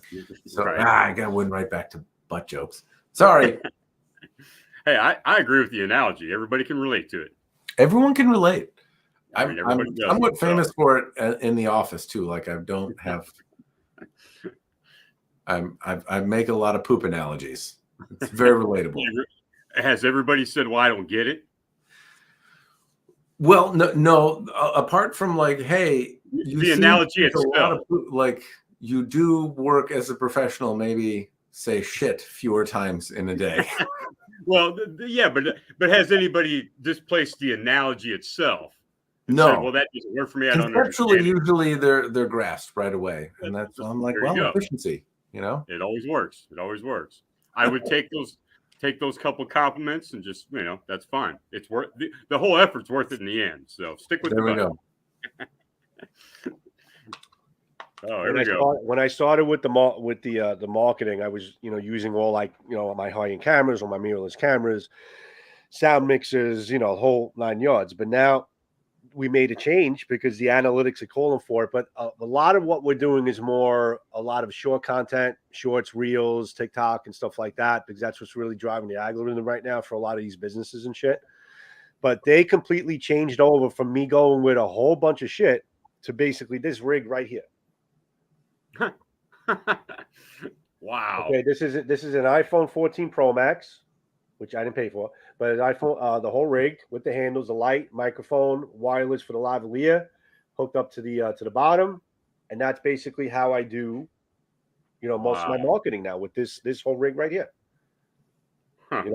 So can you get stuff done with the cell phone? Yeah, absolutely. You got how much is that? How much is that? Oh well, without the phone. Without the phone, I mean, this is a company called Small Rig. Small Rig is a company. You got the handles, everything is separate. Mount whatever phone you on here. This is my tripod mount. Okay, for like putting it on a tripod. Probably a couple $100, Joe. Yeah, it's about $200. And then you got the LED lights. Everything adds up, but maybe just the mount itself, for the most part. But I'm just trying to make a point that you could kind of do things with your cell phone these days. You just got to implement other things around it to make it look good. And there's simple things that you can do, like LED lights, like the positioning lights the right way and all that stuff. Picture composition. There's things that you can do, stabilization systems that you can do with the working around the phone that'll give you much better quality video. Will I ever do it that way? No. I mean, I do my shorts that way. I mean, I use my cell phone a lot for my shorts. It's fine. My advice for people starting with a cell phone would be to find some tripod like this. It's the Gorilla thing. Yeah. And then something that you can attach to the top. They're usually $10-$20. So this I think is like $30. Depending on where you buy it, you might be able to get something like it cheaper. And then a cell phone mount. And the reason is that you can attach a cell phone mount and then you can stick this sumbitch on a roller skate that you can get at the Goodwill or something like that, or from a dumpster. And then you can roll it and pan. And it's not the greatest, but if you set it on a table and strap this to a roller skate with your phone on the top of it, you can roll it around and get nice panning shots that are easy to see. And don't forget, that thing is great because you could wrap that thing around a tree. Yep. You can wrap it around a tree, around a sword stand. You can tie it around a sword. Or I have the camera that I'm using right now set on my desk, pointed at me. So there's a few uses beyond the basic side of things, but you can do it to set your camera on your desk and record yourself if you want to talk. You can then strap it to a roller skate and do panning shots, and you can hold it. It's not so like giant that you can't like just, hold it like this and, move your camera around and give you something to hold on to so you don't press the buttons with your sausage fingers. So I think that those are pretty versatile things to do if you're starting with YouTube. I do certainly immediately turn off like jittery handheld camera stuff. That makes me nauseous to watch, and so like I want to listen to it, but I can't. I agree. That stuff annoys me. I wish everybody would stabilize their stuff and stop with the jittery things. But it's not annoying. It's it physically makes me nauseous. Physically, like it feels like I'm on a boat or something if somebody's shaking it. Right. So I like it's not a Well, now this is stuff suck that it the up, buttercup. non-professional. This is stuff that the non-professional doesn't think about, though.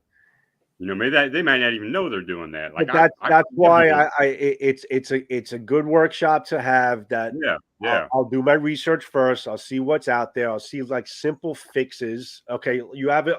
You have a cell phone. You want a steady picture. Okay, this is option 1, 2, and 3 for different scenarios. Okay, now you have specific details you want to get. All right, you need to position and get these types of lights. Yada yada yada. You want to improve your sound. Okay, this is a cheap system you can get to hook up to the cell phone to improve your sound. There's different areas that I can tackle that people can improve to improve. Listen, me personally, I want everyone to do quality. I want YouTube. The thing is, YouTube is it's essentially a non-professional platform. That's really what it is. It's not really a professional platform. There are professional advertisers on YouTube that give you high-end commercial stuff, but it's essentially not really meant. It was never meant to be a professional platform.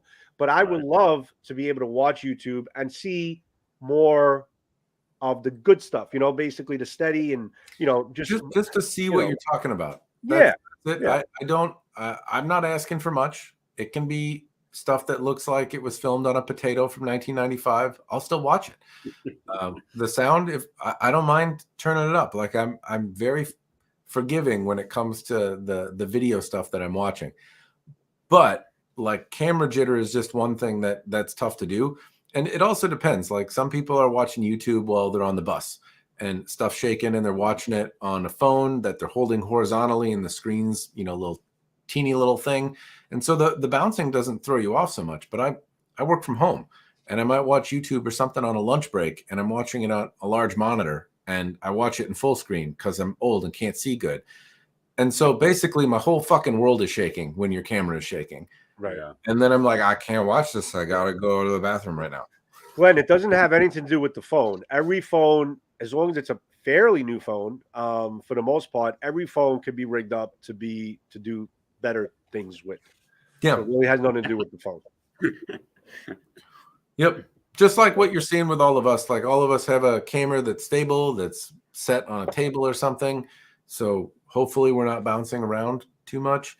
A lot of people will try to show the sword that they're talking about, and they're doing their best to hold still, but there's only so much you can do if you haven't had your cup of coffee in the morning, right? So the video starts looking a little bit like this. But so let me set a little disclosure here, okay? If you really want to see those crazy as details on the steel, you got to have good lenses, and it's got to be a camera. If you really want to go that way, you're gonna kind of have to get the better equipment. But you can do so much. You can do so much without it. I remember I had this little Tonto, and it had this beautiful Hamon, and I just could not. I didn't have a camera. I didn't have shit to do that made it show right. But I got this great photo with a cell phone that the way I got it to show up was I had to set I had to be out in the sun. So it had to be bright out to make the Hamon pop. And then I had to wheel my grill over because it was black. That was the only black backdrop I had. So the reflection of my grill being black is what allowed me to get it pretty looking. But I had to kind of get the sun had to be at the right angle, and then I had to wheel my grill over, and I was like, oh my God, it looks great. That's what it took to get there. Did you get the camera in, Byrd? It should be here Monday. Oh, it's going to come Monday.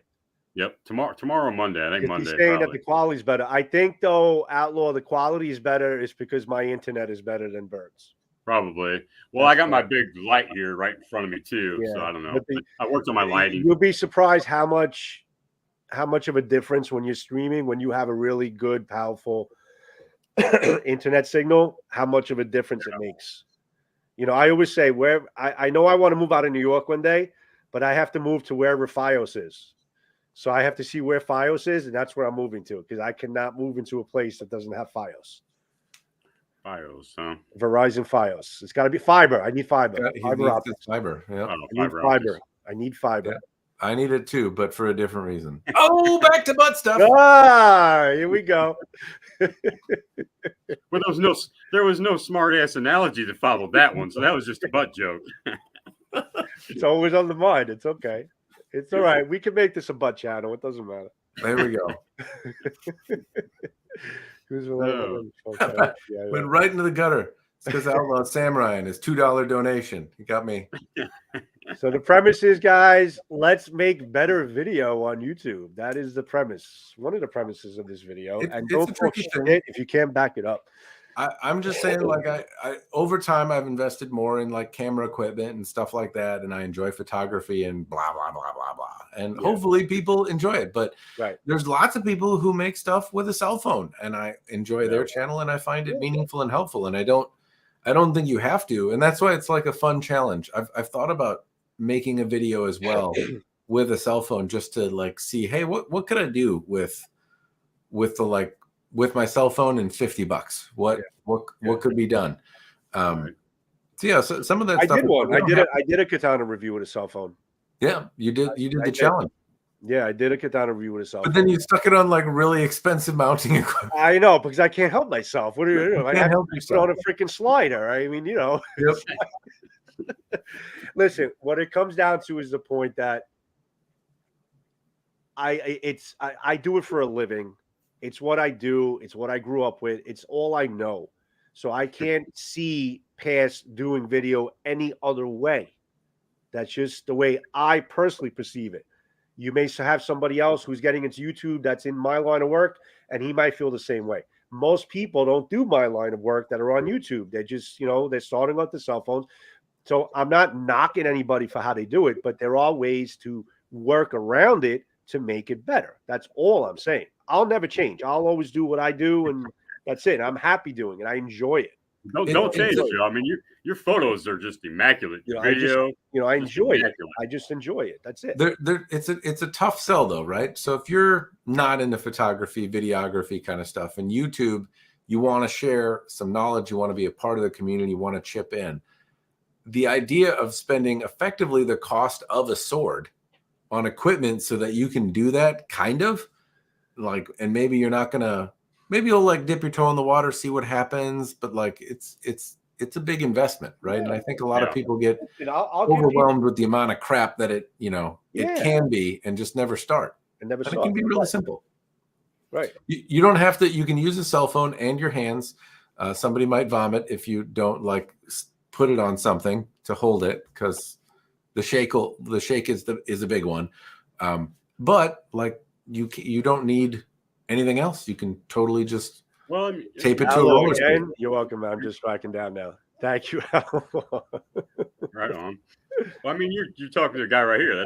I do my videos with a cell phone, and it wasn't so much that it was editing that changed my whole perception of everything. Well, editing is a whole other side of it. Editing. Yeah, I mean, that's editing is a whole. Anybody go out and film their stuff with their phone, but man, when you have control of it, like in editing, that's totally different. So I don't know where I was going with that, but no, that's a big one. It certainly editing changes the time. And there are people that require it more, but like I make a 20 to 30 minute video in a lot of the videos I make, but there's 7 to 10 hours of footage that gets condensed to 20 minutes. Right. Exactly. I'm not long-winded, so it takes me lots of words to say simple things. And so condensing it with editing is very time consuming. But if I had to do it all in like one go, that'd be hard. That's what I mean. That's how I used to do it. My first videos are all just one shot and hope I don't mess up. You're talking good 30, 40 minute videos where, I was just being an idiot most of it just because it was dumb stuff that I could have edited. But, I'll keep it there for nostalgic reasons. I am, Alex. I am very spoiled, and I can't see any other way at this point. You're absolutely right. His pictures are worth watching it. I mean, he's got great pictures, man. Great pictures. The cameras he's got is awesome.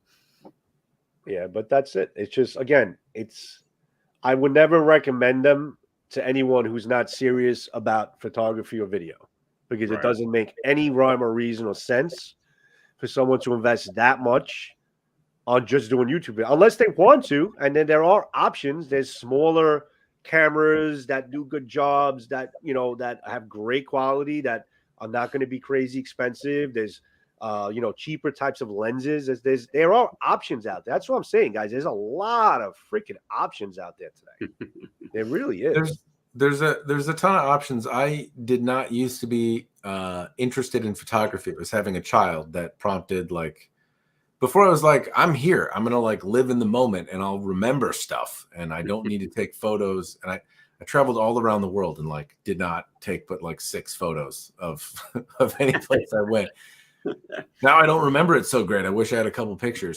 But it was like really like, oh, I'm having a kid and like all those little precious moments about your kid doing kid stuff. And I'm so glad I pulled my head on my ass and like bought a camera. And I've got so like we look back and now my daughter's 14 and I look back on like all those times when she was a baby and I look at it with her mom and her and like it's definitely a gift that that kind of keeps on giving. So there's a lot of reasons to be interested in photography, and like your sword hobby can be the icing on the cake. Sure, absolutely. That's true. So I will be the inspiration. I'll put out a workshop. We'll do something. I'll do some research. We'll make it alive. We'll do some stuff. I think that's a good idea. I will provide the service to the industry. There you go. How's that? I'll put it out. Joe's got to do a $50 budget. How to do a sword review on $50. $50 plus cell phone. minus sword. Yeah, minus sword and cell phone. Everything again, this fucking Pro Max 14 is like $1,200. You know, everybody's got a cell phone, sure, but but you can buy an old iPhone, and they still have really stellar cameras on them that do a bunch of cool stuff. Everybody's phone these days do good. Have good pictures. It's not. I like how we like really went on a tangent about cameras, Joe. We like need a different channel. This is a sword channel, Joe. But we always end up going that way. You know what's funny? The early conversations that I used to have with Matt when we first started talking, we ended up basically starting off with maybe 5 minutes of swords, and then we spent about 45 minutes to an hour just on cameras and this and that and the other thing. We always end up that way. You know? Well, I mean, I can see. I don't know how it started, but I've been paying a lot more attention, Joe, to your camera work and stuff. Recently since I've met you and known you're in that kind of business, it really didn't dawn on me at first.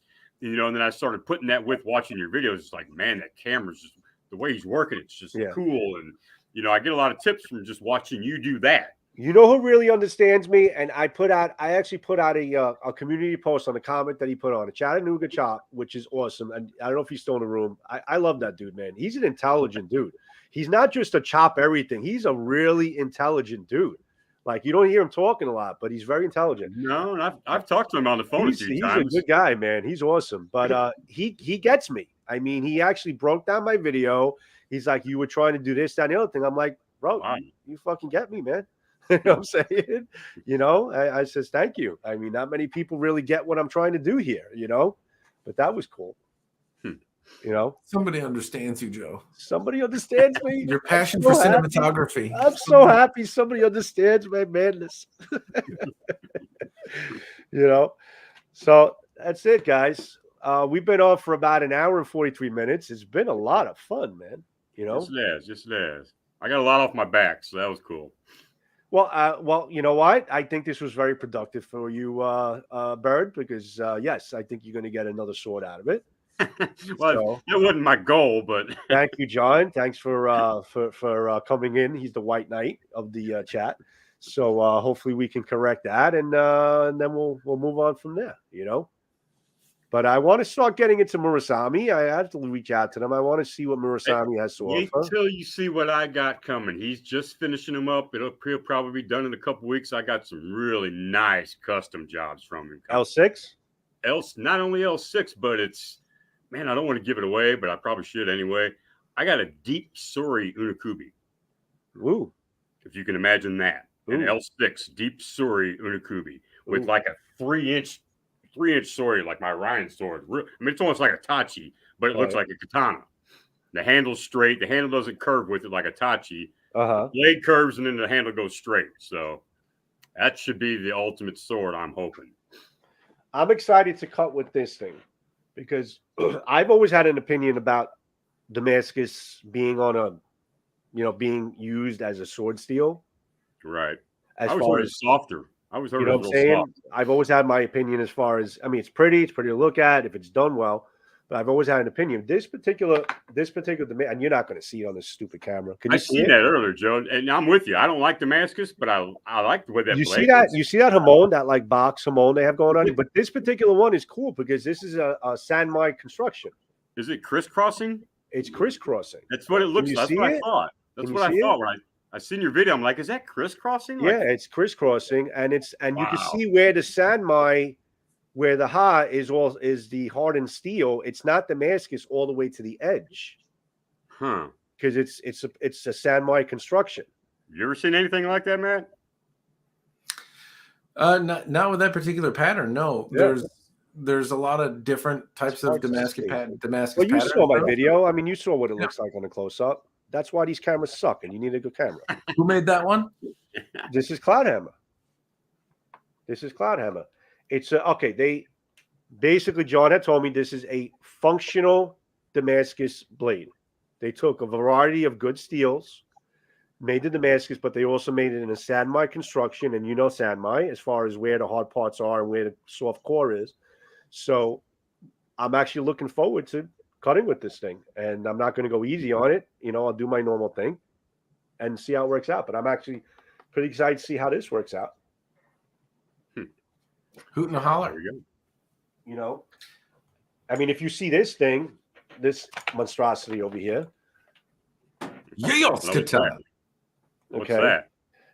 Try to see. Okay, you see the Damascus? You see where the Damascus goes all the way to the edge. It's not the same. I mean, you can see, I'll compare them side to side. Like I tell you, this thing cut pretty well. It wasn't too bad. I mean, I was cutting wood chips with it and stuff. And, no apparent damage. And it came really sharp out of the box. But I want to just kind of do the same thing and more with the other one and see how it works out. I haven't found that Damascus is inherently bad. The Chinese made stuff. I don't necessarily think it adds anything, and there's more opportunities for flaws. And generally, I think they tend to be a bit on the softer side, but I've certainly had plenty of them that have been just fine and not had any particular flaw. What they don't do, and I think the more common misconception is that like generally a Damascus blade costs more money. And so a lot of people that are like, hey, I want to buy a katana. I want to do it once. I want to do it right.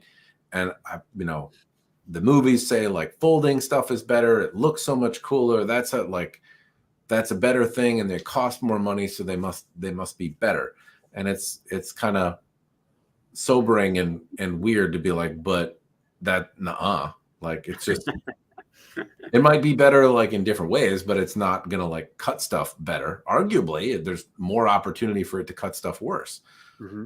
But if they're all made equally, like it doesn't do any better. It's not going to help you in that way. I mean, because I'm just a sucker for like details on a blade. I love seeing details. And I love seeing, fancy things on the blade. And if the Damascus is done well and it also is a good cutter, that'll work for me. I mean, I'd rather see it harder, a lot better than Damascus. But if it's Damascus and it's done well and it cuts, I'm actually pretty curious about that. Allo, what do you mean? Sanmai of 9260 and T10 steel. What are your thoughts? I bet he's talking about that Dragon King sword. Oh, Dragon King's got a couple swords that they got laminated 9260 and T10. Okay. I wonder if that's what he's talking about. I thought about getting one myself.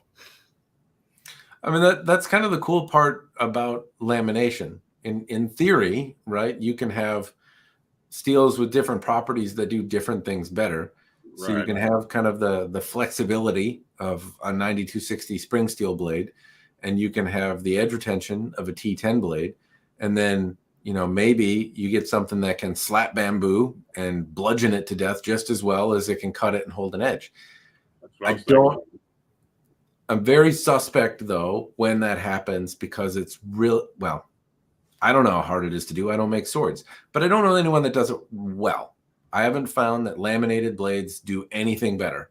And more often than not, they're worse than their through hardened counterparts. And I don't doubt that if you're paying somebody thousands of dollars that has access to tools and has practiced and has taken their lumps doing that kind of experimental stuff that really knows how to like balance out two different steels that are heat treated differently and get a great potential out of both of them.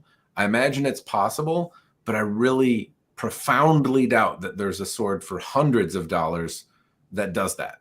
Like, that's a really tough ask. And Yeah. I don't, that's the same thing that I tend to doubt with the L6 blades. It's like, I've seen L6 do really cool stuff. We are having a cutting party at my house, and I remember Sensei led his $10,000 Howard Clark into the hands of somebody shorter than him who whacked the tip into the concrete floor of my garage. And the Clark had a little ding on the edge, and my concrete floor had a bigger ding. It could, really? you know, it could be, Yeah, it didn't come out of the concrete floor unscathed, but like a direct cut right into the fucking floor. Wow. The tip was still there and fine and just needed to be sharpened a bit. Cool. Yeah, but his L6 is on a different level, though. Yeah, but my Hanwei Oni katana, which is a $1,300 sword from a reputable brand in China, bumped into my stand and fucking rolled over. And so that's like one of the more trustworthy brands out there in terms of, I know it's not everyone is doing the same thing. I don't know. But when I see like, hey, this is a hard steel to work with, and it's painstaking to work with. Here it is for $100. I'm kind of like, I don't know. I don't know about that. And if it works well, like, then I'm even more skeptical about like, well, is it L6 then? I don't know. Or did you just heat treat a 1060 blade really well? Because I wouldn't notice the difference. Alward's saying he's not talking about the Dragon King. He's talking about the Samurai 9260 for the spine and a T10 for the edge, like the one Walter Soros or another Master Smith. I mean, Dragon King has that sword that he's talking about. They have a laminated 9260 T10 blade. I was just looking at it the other day. So I don't know who else has got them, but like, I wouldn't doubt that those are the steels that Dragon King is using. I don't know enough about like what kind of special Wangus needs to happen to get 9260, which is typically you see that in a through hardened, oil quenched kind of thing, and then it's springy. It's not known to necessarily hold an edge as well as T10. For T10 to hold an edge really well, it's usually differentially hardened, right? Like that's where you see stuff that doesn't need to be sharpened much. So to get the qualities of both of those things, what secret sauce has to happen? Whatever it is, I bet it's not dip it in a bucket of oil and it's good. But I suspect that's probably what's happening. Right. So I don't, like, you can combine these two things, but the magic is like if you can get them to balance well when you heat treat them, and just having, you know, like, hey, well, your cake's made of batter and eggs and sugar. I put the same shit in a bucket. Why does mine taste like ass? I went back to like, there's some special shit about cooking it that goes into how well it fucking comes out. And you can't just throw the same ingredients in and be like, well, it's the same thing. I was going to mention what John just said too. There's a difference between L6 and L6 bayonet. Yeah. I have L6, but I don't have an L6 bayonet. No. But all that is structure is supposed to be I'm talking out of my element here, but I was under the impression that part of what those bayonet structures are what happens when you differentially heat treat L6. And because there are L6 blades that are made in through hardened varieties that are not, anyway, but that what's John saying? He's saying that the L6 heat treating bayonet is a time-consuming, labor-intensive process. So most L6 being advertised isn't heat treated with bayonet. Right. Well, the only thing about bayonet L6, and you can do bayonet with bayonets. L6 is not the only steel you can make a bayonet sword with. It's a specific type of heat treatment. Yeah. Right. So, and all the bayonet does is make the spine more resemble spring steel than a regular, just normally differentially treated L6, which is a hard process to do, granted, and that would make the ultimate sword also, too, in a way. But then what's the point, right? Because I had a Hanwei L6, and it was differentially heat treated, and generally speaking, I think highly of Hanwei. Like, I have some contentions about, loose Ito or handle shaping, but heat treatment has not historically been a problem for them. I agree. But then I've had more than one L6 blade that had it fucking rolled over when you bumped into things. And so I'm not I don't know much about L6, but it L6 strikes from me as a Hotway? steel that is not for, yeah.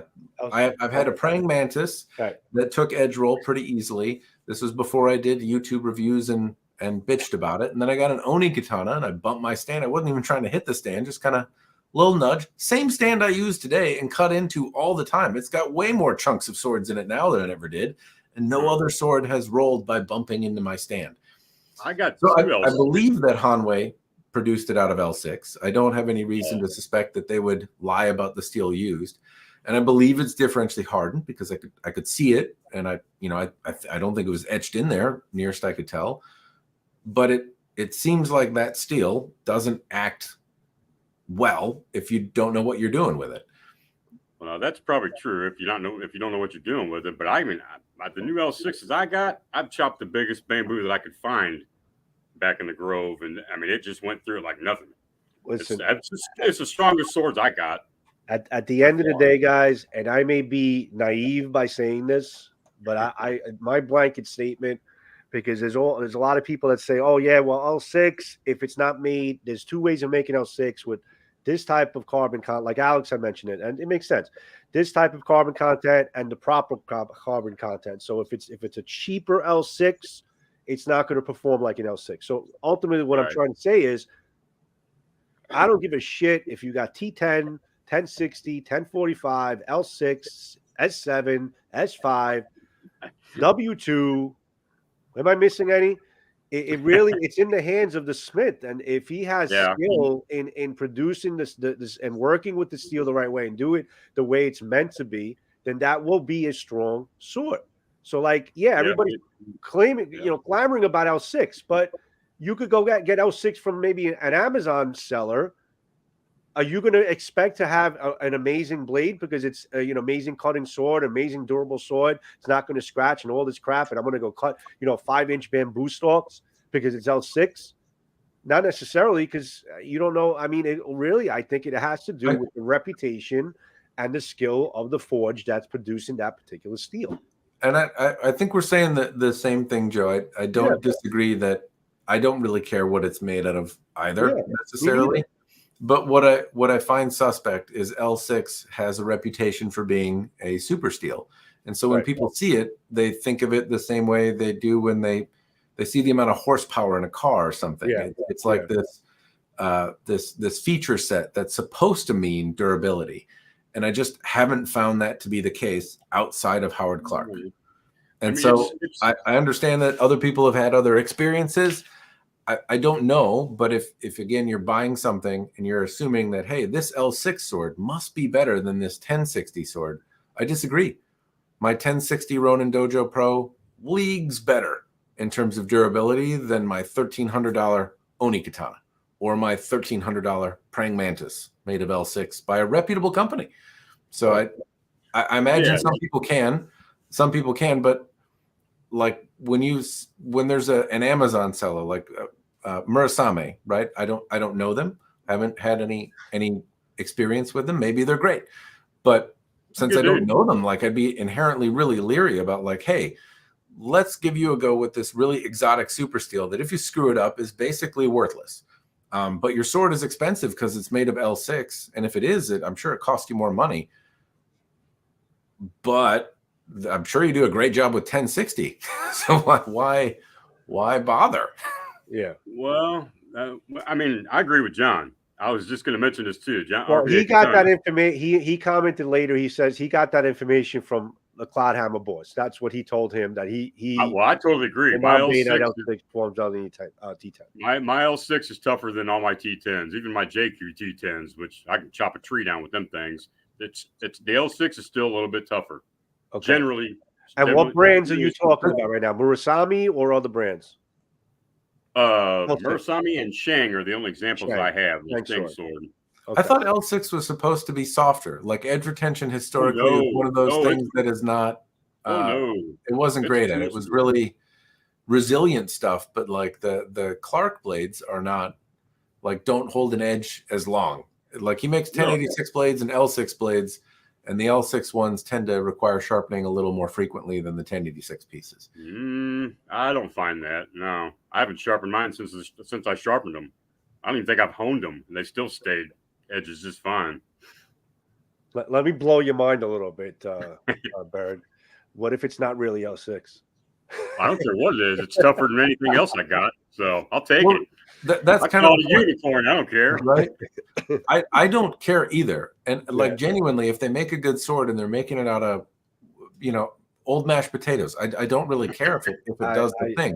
It's more the point of you buy a sword because you think L6 means this. And I can understand a manufacturer kind of being tempted, like all these people want to buy an L6 sword because they see that this guy over here sells them for 10 grand and they want a $10,000 sword for $600. So I'll do that. And then like either A, it doesn't hold up, or maybe B, it does. I guess I don't know. It's possible. There's a bad thing about L6 is because it's got that bayonet cloud around it. Everybody thinks, since that Howard Clark deal, everybody thinks L6 is L6 bayonet. It's going to be, they're all the same, but they're not. Right. Well, bayonet, I would rather have a bayonet L6 than just a regular L6, but I'm happy with the L6. It's tougher. Yeah. It's still tougher than T10, no matter whether it's a super Howard Clark or whatever. All right. I'll give you an example. That stigma behind it. Everybody thinks it's a super I deal, agree. like you said. I'll give you an example. Two of my personal and I'm humble. I don't have a lot of swords like Matt does. Two of my humble favorites that I've had experience with that are more the higher end are Skyjiro and Huawei. Now, when I purchased the Huawei sword, I really didn't give a shit about what steel they were putting in. I picked the model. I went by the reputation of the company and that alone. So I really never really looked at what steel. I think it's T10. I'm not even sure. And then Skyjiro doesn't even really disclose what steel properties or what they're using. They say it's like kind of like, I know you're thinking it's L6, maybe L6, but whatever it is, red. I don't know. They don't really say if it is or if it isn't. They don't really say 100%. When I give you a limited amount. They give you a limited amount of information. They don't say the whole recipe. I think those two swords are really well-made blades. I mean, I cut with the Skyjiro, I cut bamboo, and it was fantastic. It really was. So I don't care as much about the steel. Like SX105V, let's just say, or whatever the case is. Cloud Hammer says the steel is great. I'll take it. All right, I'll test it out. I'll cut with it. It looks great. It cuts great. Fine. I mean, the steel works, and the steel, maybe if I have to buy a sword from them, I'll get that sword blade because I feel like it performed for me. But is it going to make? I just can't. I try not to make a decision according to the steel. I make more of a decision of the forge and their reputation. If that makes any sense to you. It makes complete sense to me because I'm limited. I limit myself also by the medium I have. I'm only cutting bamboo. So I need something that'll cut through bamboo. So I look for the strongest sword. That's it. So the more it works. The steel is what catches my attention. Yeah, and it works for you. Right. And it just happens to do it well, and it worked for you. That's it. Have you had any that really sucked, that were like supposed to be T10, but then just really soft, or anything that like you bought based on the type of steel that didn't perform to your expectation? I've had T10 that I don't think was T10. I had one instance like that, but nothing general like you're speaking. No. Okay. That's good. I got a T10 from Bohayu. They said it was T10, and I went out and used it just like I normally would, and it bent like a boomerang. I was like, okay, well, this ain't what you're saying it is. And they sent me a new blade, and that was it. I didn't try the new blade. I don't even know where I have it. I think I have it in my closet somewhere. So I don't know.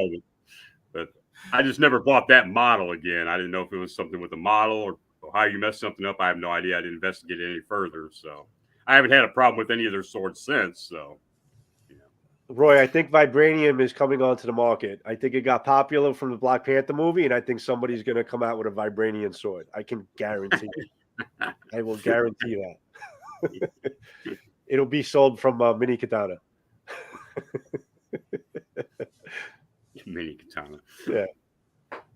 They're just a step up from Dragon Sword, right? Oh.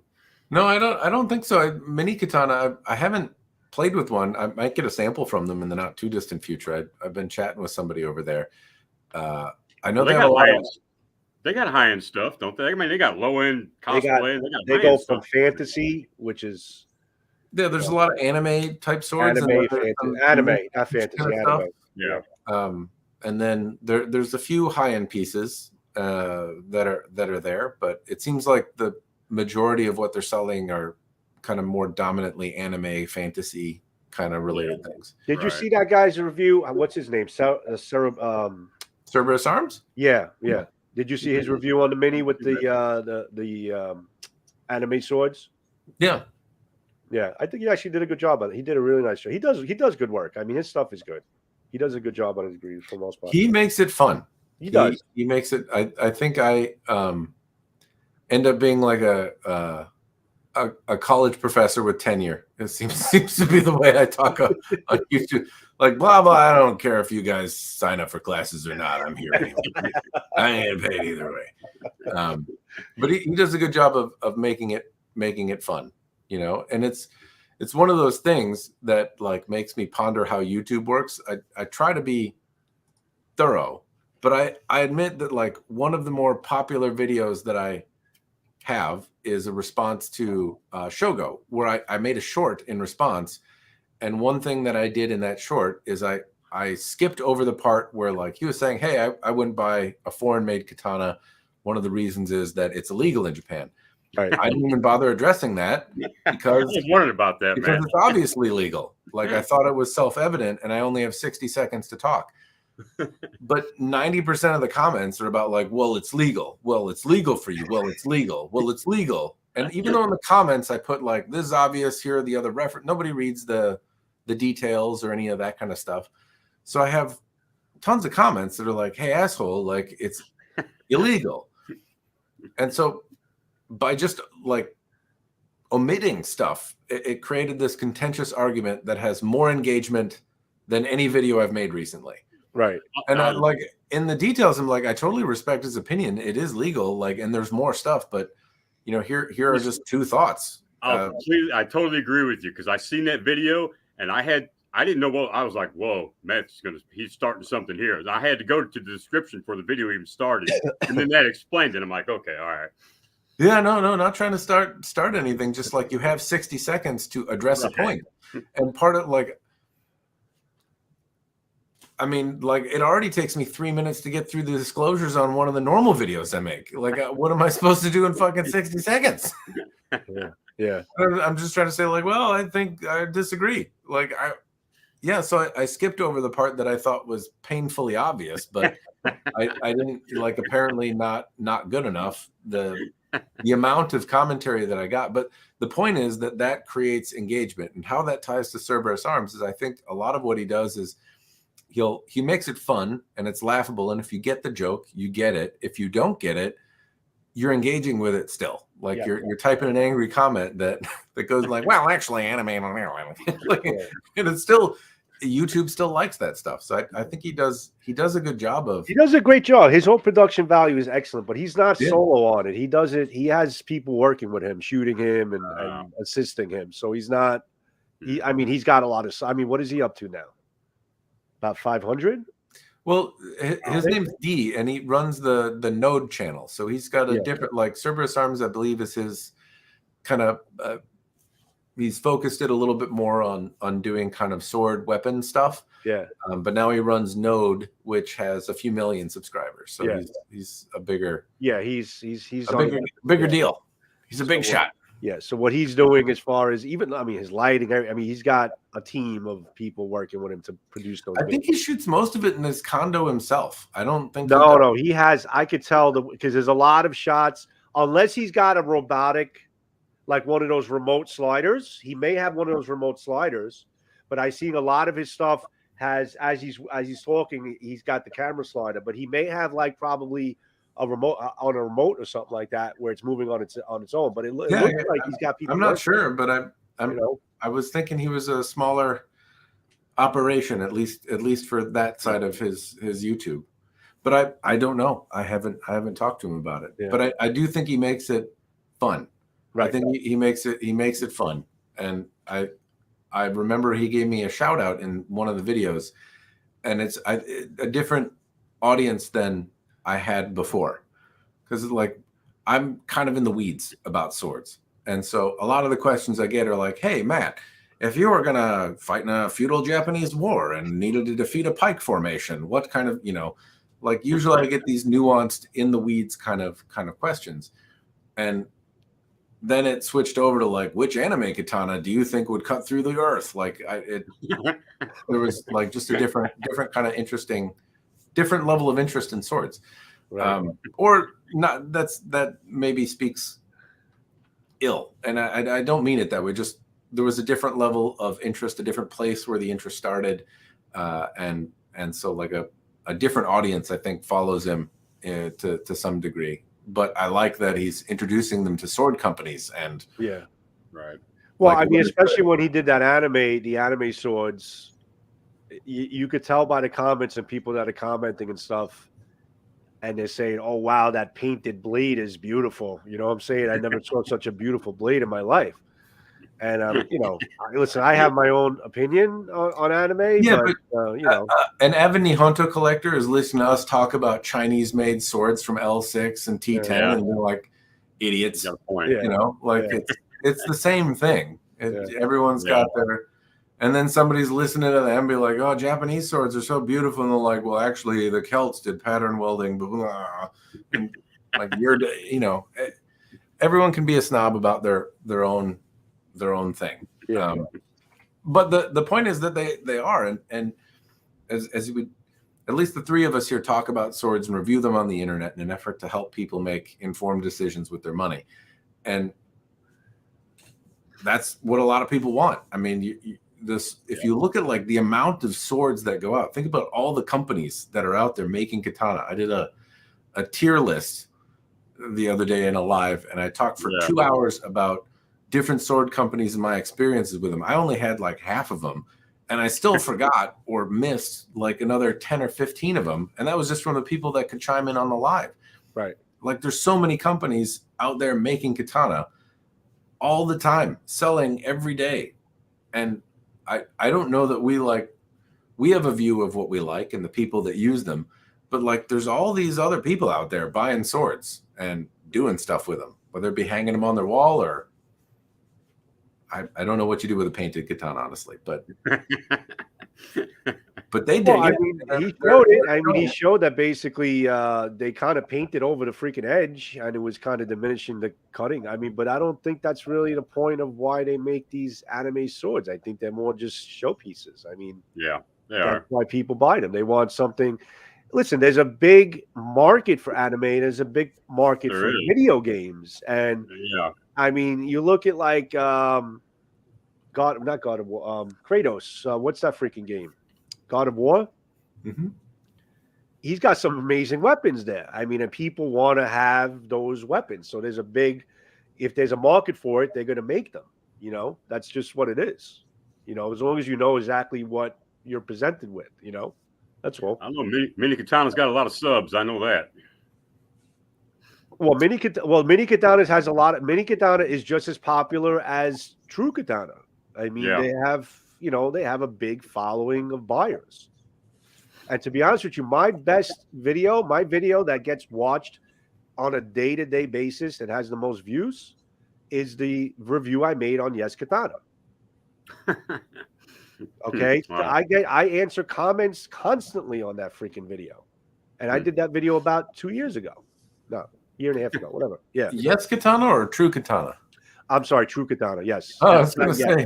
No, it's not yet. Yeah, you're right. True Katana, not Yes Katana. True Katana. Makes more sense, muchacho. Yes, True. It's like, what? True, yes. I made a video on Yes Katana. True, True Katana. True Katana. Yes. So, guys, I think we're going to wrap it up. It's been Joe, it's only been 2 hours and 15 minutes. It's been. I'm surprised everybody's still in the room. John, you're still in the room too, man. What are you doing? John is let me tell you something. On a side note, he is a busy social media freaking fanatic. He's a maniac. He's TikToking lives 2 times, 3 times a day. Oh wow! I catch him on TikTok all the time. Every other hour, I'm like, RVA Katana would like to have you join their TikTok live. Like, oh my god! But he's very active. I mean, he's constantly getting things in the mail. He's doing open boxes. He's shooting the classes. You know, he's very active, very active. Good on you. Yeah, good stuff there, buddy. All right, my friends, it's been real. And make sure that at the end of your next video, Matt, just basically say, listen, this is what I got to say. And if you don't like it, kiss my ass. I want you to end your video with that. Okay? If you think I'm wrong, go fuck yourself. Not my style, Joe. Not my style. But listen, it's been fun. You guys are awesome. It was a lot of fun. Byrd, thank you for allowing me to host Samurai Saturday. The best Samurai Night Live I've had yet. So it was a lot of fun. It was a lot of fun. It was probably because of this guy down there, but a lot of it. Yeah. But it was definitely a lot of fun. Matt, thank you for joining us. Thanks for spending time. Thanks, Matt. Everybody in the room, John, thanks for all your input. Outlaw Samurai, thank you so much for the donations. That was really cool of you, buddy. Thank you. Garen, sorry you just found me now. Roy, thanks for coming in and spending the time with us. And pretty much everybody in the room. We had a lot of fun. We're going to close it off, and we'll let you know where the next one's going to be, right? It'll be Saturday.